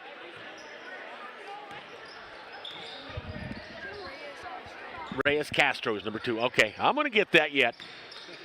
In deep off the glass, Stroshine off the mark, no good. That was Truett Stroshine. Ball will go over to TR. As Trenton Wrigley checks in, Bradley Brown checks out.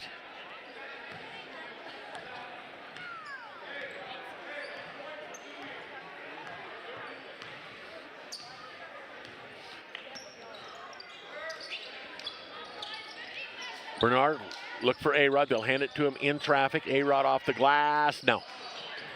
Kicked out, taken away by Stroshine. Ahead to Robb.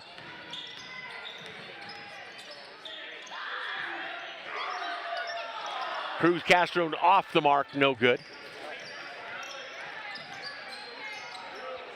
62-17. There's a steal by Castro. Long ahead to the forecourt. Barnhurst lay it off the glass for 2. Nice effort by Nick Kane, down by 47. You could kind of dial it in. The senior Kane ran the length of the floor, couldn't get there in time, but nice effort. Madkin Kane up to the high post, Bernard. Spin will find Nick Kane on the baseline, no. Taken away, Stroshine to Robb. Truant Stroshine for 3, got it. Only got it, knew it when it left his hand. 67-17.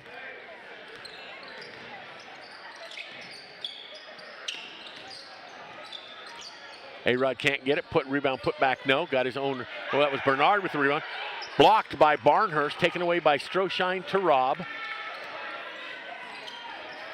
Go back to Stroshine on top. That's Truett Stroshine. Jackson Robb thought about the 3.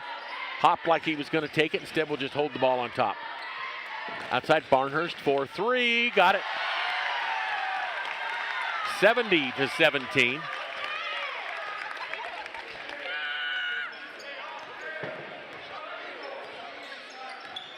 (70-17), final 3 minutes of this one. It's been over early. Again, Tongue River off the rest of the weekend. They'll be in action next week. They will square off with Moorcroft on Friday and Sundance on Saturday, then on to the regional tournament. 2:41 left to go in this one. Now clock will continue to run. Brown back in, Truett Stroshine out, Barnhurst out.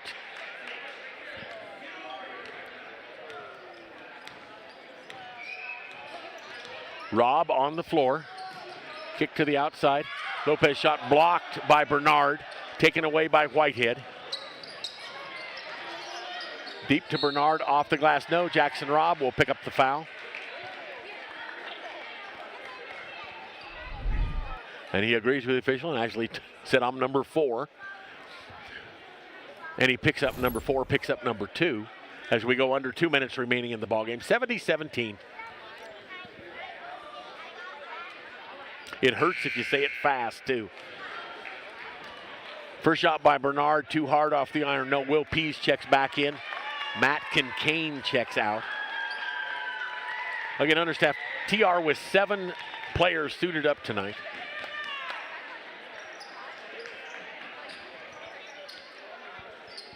And into the ball game, checks in number 35, Tanner Knob.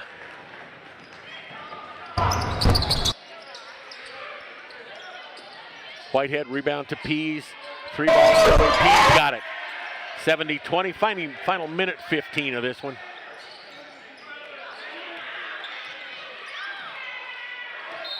And Lopez made the mistake. He needed to get to the forecourt, and he jumped. If he just would have stepped, I think he was there, but he took the big hop and will be called for the backcourt violation. Under a minute now remaining in this one. 70-20.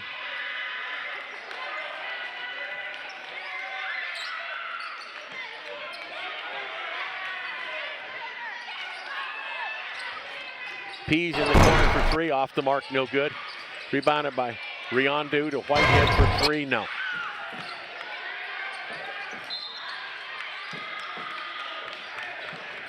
And with the clock running the foul on Riondu, that should, if a guy walks slow enough, we'll get this thing over.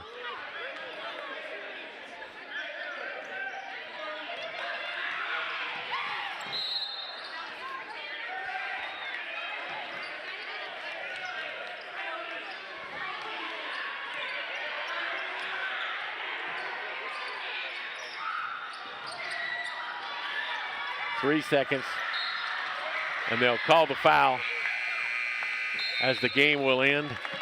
Are they going to let him shoot, or are they just going to wave it off? They're going to wave it off and say this one's over. And the final score on the Wright Panthers scoreboard, it is Wright 70. The Tongue River Eagles 20, 70-20. As Wright dominates against an outgunned TR squad. For Tongue River, Alex Whitehead with 13. Pease hit the 3, and then Matt Kincaid and Nick Kane each with a deuce for the 20. For TR, limited for the big guns. Mitchell Stroshine with 16. Truett Stroshine with 15. Jackson Neely with 11. 8 points for Jackson Robb. 6 points apiece for Ethan Barnhurst. Joseph Kimbrell, each with 6.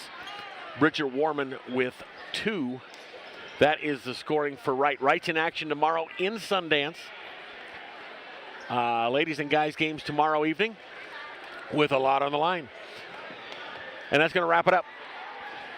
Wright and Tongue River split. The girls win by 30. The Tongue River girls win by 30. The Wright boys win by 50, 70-20. That'll wrap it up. Our thanks. Kelly Glasser, an amazing job as always with the broadcast setup that he has here. It is a first-class operation. One should be awful happy with it, and if you get a chance to see Kelly or get down in his way into Wright, be sure and stop by and tell him what a great job he is doing on the board in front of us. If he can make a guy like me sound good, which he can't, but he tries really hard, more power to him. 70-20, the final here. The Vasquez herd will be back with you next week, working with Kelly. My name is Scott Good. Thank you for tuning in, folks. Have a great weekend. Good night, everyone.